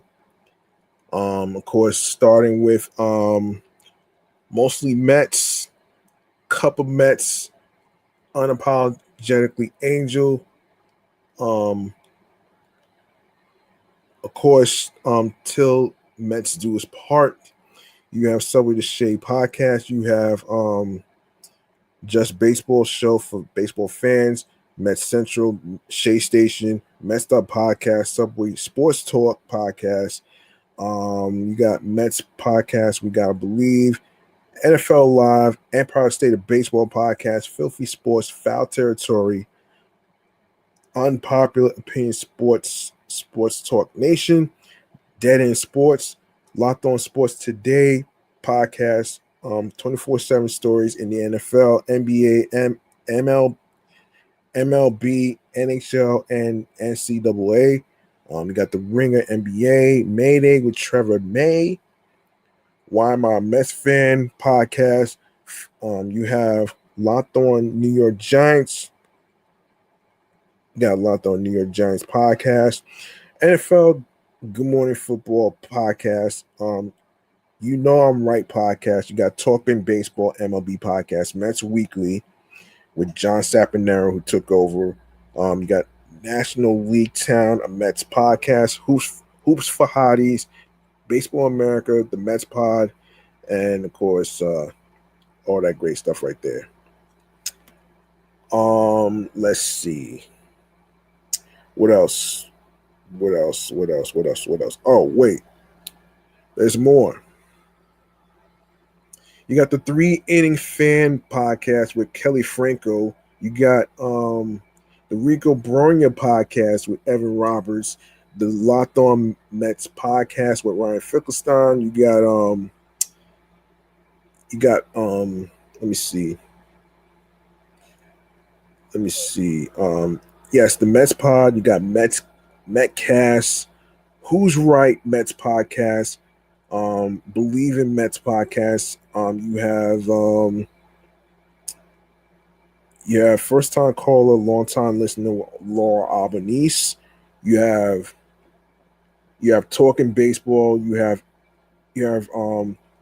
Locked On Big 12 podcast. You have Locked On Yankees podcast and postcast. You got Locked On NBA East Squad podcast, the Deferred Collusion podcast, Locked On Fantasy Baseball, Locked On Fantasy Basketball podcast, Locked On Nets, Hoops for Hotties podcast, Born to the Game, Locked On NBA, and of course, Locked On MLB, Locked On Fantasy Football, Nothing Personal with David Sampson, Early Game. Let's see. Locked Up Sports, New York Sports Talk, TMZ Sports. You got Locked On New York Giants podcast. It Is What It Is podcast. Locked On College Football, Locked On College Basketball podcast. Locked On NFL Draft podcast. You have the Empire State Sports Report with Adriana, Giants latest, Locked On MLB Game Night podcast, Locked On Syracuse podcast, Talking Giants podcast. You got Good Morning Football and Overtime podcast, Locked On Mets postcast with Chris Schubert, Full Circle podcast. You got Locked On NBA Game Night podcast. You got Mesmerized online podcast. You got the Blunt Talk Sports podcast, Straight Out of Flushing Mets podcast with Dexter Henry and alongside with Wardy, Beyond the Jersey, and you got the Sports Car CEO Official Collectibles podcast as well. There's more. Let's see. More sports podcasts to talk about. Let's see. You got the Fantasy Baseball Today podcast, the Sports Shots pod, the Baseball Aficionado podcast, Attack the Baseline, a WNBA podcast, Baseball Today, the Portal Daily College Recruiting and NIL podcast, Mets in the UK, Locked On NFL Draft Daily podcast on the NFL, New York Got Game, a New York basketball podcast. You got Straight Out of Flushing Mets podcast with Dexter Henry and Wardy. You got Believe in Mets podcast. You got Giants Nation Show, Giants podcast. You got Queens of the Court, a WNBA podcast. 7 p.m. in Brooklyn with Carmela Anthony podcast. Talking Baseball MLB podcast. From the Borough podcast. You got the Giants Insider podcast. You got the Locked On NBA Big Board NBA Draft podcast. You have First Take, the Black Baseball Mixtape, Baseball Tonight with Buster Olney on the Just Baseball Show. 10th Inning Talk hosted by April. You got Pulse Moves with Candace Parker and Aaliyah Boston. I already mentioned Mets Daily with John Sampanaro. Fud Around and Find Out podcast, in case you missed it, with Christina Williams podcast. Dropping Diamonds with DJ Diamonds. Good Game with Sarah Spain podcast. Welcome to the Party with Tisha Allen podcast. And of course, Naked Sports. You got First Pitcher Fantasy Baseball podcast. Just Mets, the Orange Zone podcast. You have, like I said, first time caller, long time listener podcast with Laura Albanese. Let's see what else.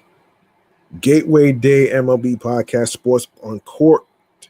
You got Full Sports Press podcast, JM Baseball, Big Blue Banter, Dudes on Dudes, the Big Podcast with Shaq, Funky Friday with Cam Newton, the Black Baseball Mixtape Podcast, Nightcap Around the Diamond Media, Mets Musings, Outside Sports Baseball Podcast, Attack the Baseline, Giants Nation Show Podcast, Giants Insider Podcast, Locked On NFL Scouting with the Draft Dudes Podcast. You got Locked On NFL Draft Podcast, 4th and 1 with Cam Newton Podcast, All the Smoke, Locked On Bets, Mina Khan Show, Pivot Podcast, Games with Names with Julian Elderman Podcast, Giants Huddle, Blue Rush, a New York Giants football podcast, Fireside Empire Sports Podcast, Full Sport Press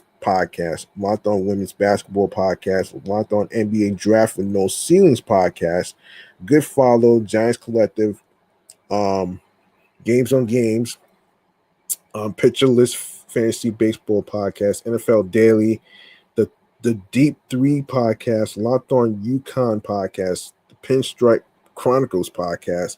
You got the Wind Up with Mark and James, Manicast, Chatting Practice, Above the Rim with DH12 Podcast. That's the White Howard. 10 Takes with Kyle Brandt Podcast. Meet the Mets Fans Podcast. You have, let's see, the Queens Baseball Live Podcast, Table Setters, a baseball podcast, 11.7 College Baseball Podcast, No Fouls Given, Hooping and Hollering, the Baseball Aficionado Podcast, the Metropolitan Report Podcast, All Even Podcast, alongside with Queens Get the Money Mets Podcast with Barry Grant Jr., Game Over with Max Kellerman and Rich, and you have Ringer NBA, and Three Guys, Six Balls NFL Podcast. You have Barbershop Talk Podcast. You got Heart of the City Podcast, The Shift, the Fire Sports Pod, Nets Fans Podcast, The Relay, the Nick of Time Show Podcast, Locked On Knicks Podcast, alongside with the NBA. The Locked On Knicks Squad Show as well. You can check that out as well. I'm gonna get to the others in a sec. Actually, let me see. Yeah. So Locked On Knicks Podcast, the Nick of Time Show Podcast, Knicks Laters, Knicks Film School and Podcast playlist. Speaking of the Mets Podcast with Max Goodman, Hot Hand Theory. You got Locked On Knicks Squad Show Podcast, Locked On New York Giants Squad Show Podcast, Locked On Atlanta Sports Podcast. Of course, the Roommate Show Podcast with Jalen Brunson and Josh Hart, which they will be at Fanatics Fest. Locked On Syracuse Podcast, We Need to Talk Now Podcast, Club 520 Podcast, Fireside Giants Podcast, Crosstown 9 Podcast, Break Room Talk Podcast. And you got the next two Flex Sports Podcast and Guard Up Knicks Podcast. So there you go right there. And as I take a look at the score right now of the All-Star game, American League is leading 4-0 over the National League. So far,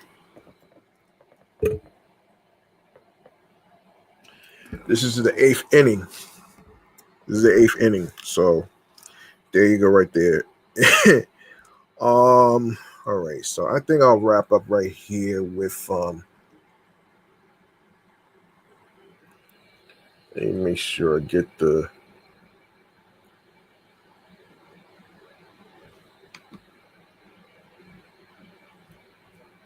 let me take care of this.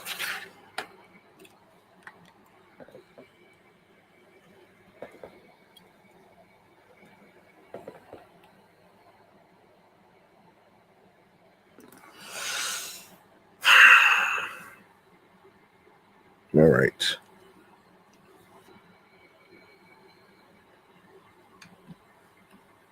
We'll wrap up right here. We'll wrap up right here with this segment right here. And that is, what is it? Come on. Yes, stream choices on the go. Let's do this.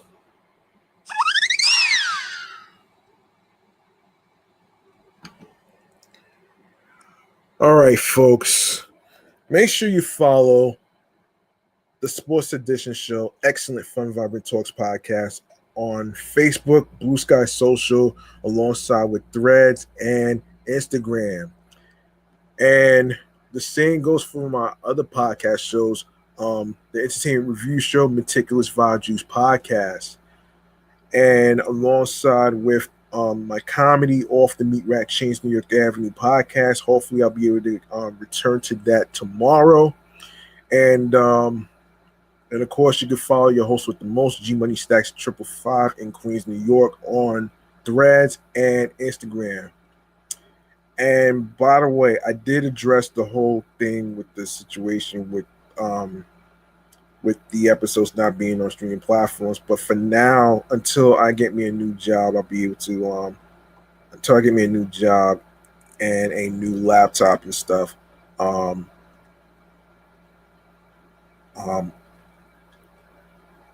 that's gonna have to wait though, man, until I get me a new job.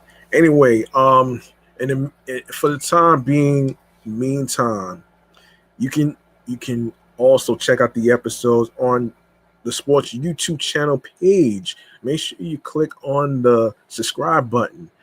Leave a like and a comment. Tell me how you feel about the sports topics in today's in today's episode and each episode that you previously listened to whatsoever. Of course, if you have any questions whatsoever, you can put it in the comments on the YouTube channel page. All right. Make sure you also click on the notification alerts so you don't miss out on when I'll be going on the air live. All right. And also share the videos with your sports buddies that's into sports, whether it's football of the New York Giants, New York Knicks, New York Mets, even the minor leagues down on the farm, and all that great stuff right there. All right. And yeah, that's gonna do it for me, man. I'm your man, G Money Stacks, aka the Gregonator.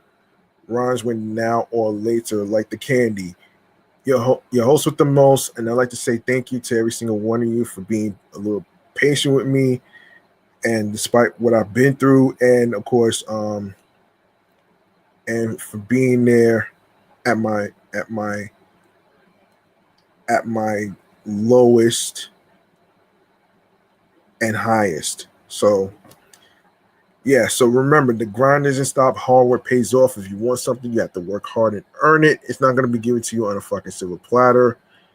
Of course, be sure to, whatever career field you're trying to do, don't let your parents tell you there's no money into something. If you're trying to build something for yourself, as far as a platform, whatever it may be, whether it's on YouTube, whether it's podcasting, whatever it may be, just be sure you be on your P's and Q's creatively, mentally, emotionally, physically, and spiritually, that gets you into your zone alongside with tunnel vision. All right. I'm going to put up the website one more. I'm going to put up the website for where you can get your tickets to Fanatics Fest. Before I get up out of here, I'm going to leave it on the screen. You can write it down on a piece of paper, text it to yourself. You can put it in your notes whatsoever. Hurry up and get your tickets to Fanatics Fest. Go to www.fanaticsfest.com. All right. That's www.fanaticsfest.com. All right. If you missed out on the names of the individuals that I just mentioned in this episode, you're more than welcome to actually listen to this podcast episode after I get off the air on YouTube. All right. So I'm gonna leave it on there, so that way you can actually get an idea on where you can actually get your tickets. So Hurry up. Get your tickets for Thursday, Friday, Saturday, and Sunday, all right? Do not wait too long, all right? So, I'm about to be out of here. Peace and one love. I hope you folks out there are keeping yourselves cool. And right now, as I said before, the All-Star game is on right now on Fox. Um, American League is leading 4-0 right now.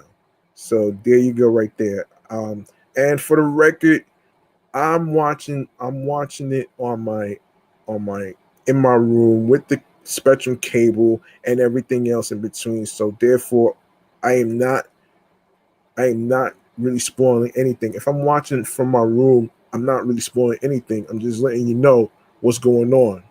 That's the difference. So there you go, right there, man. Be safe, stay hydrated. There's more heat wave to come tomorrow. There's more on Thursday. There's going to be more humid weather and all that other stuff. And I hope you have your air conditioners ready on deck. If you don't have any air conditioning in your cribs and stuff, all you got to do, you can call 311 so they can help you look for cooling centers, even inside pools or whatever, to cool so you can cool off whatsoever. They'll help you with some cooling center locations in a neighborhood near you. All right. So there you go, man. There you go. Peace and one love. Be safe. Stay safe.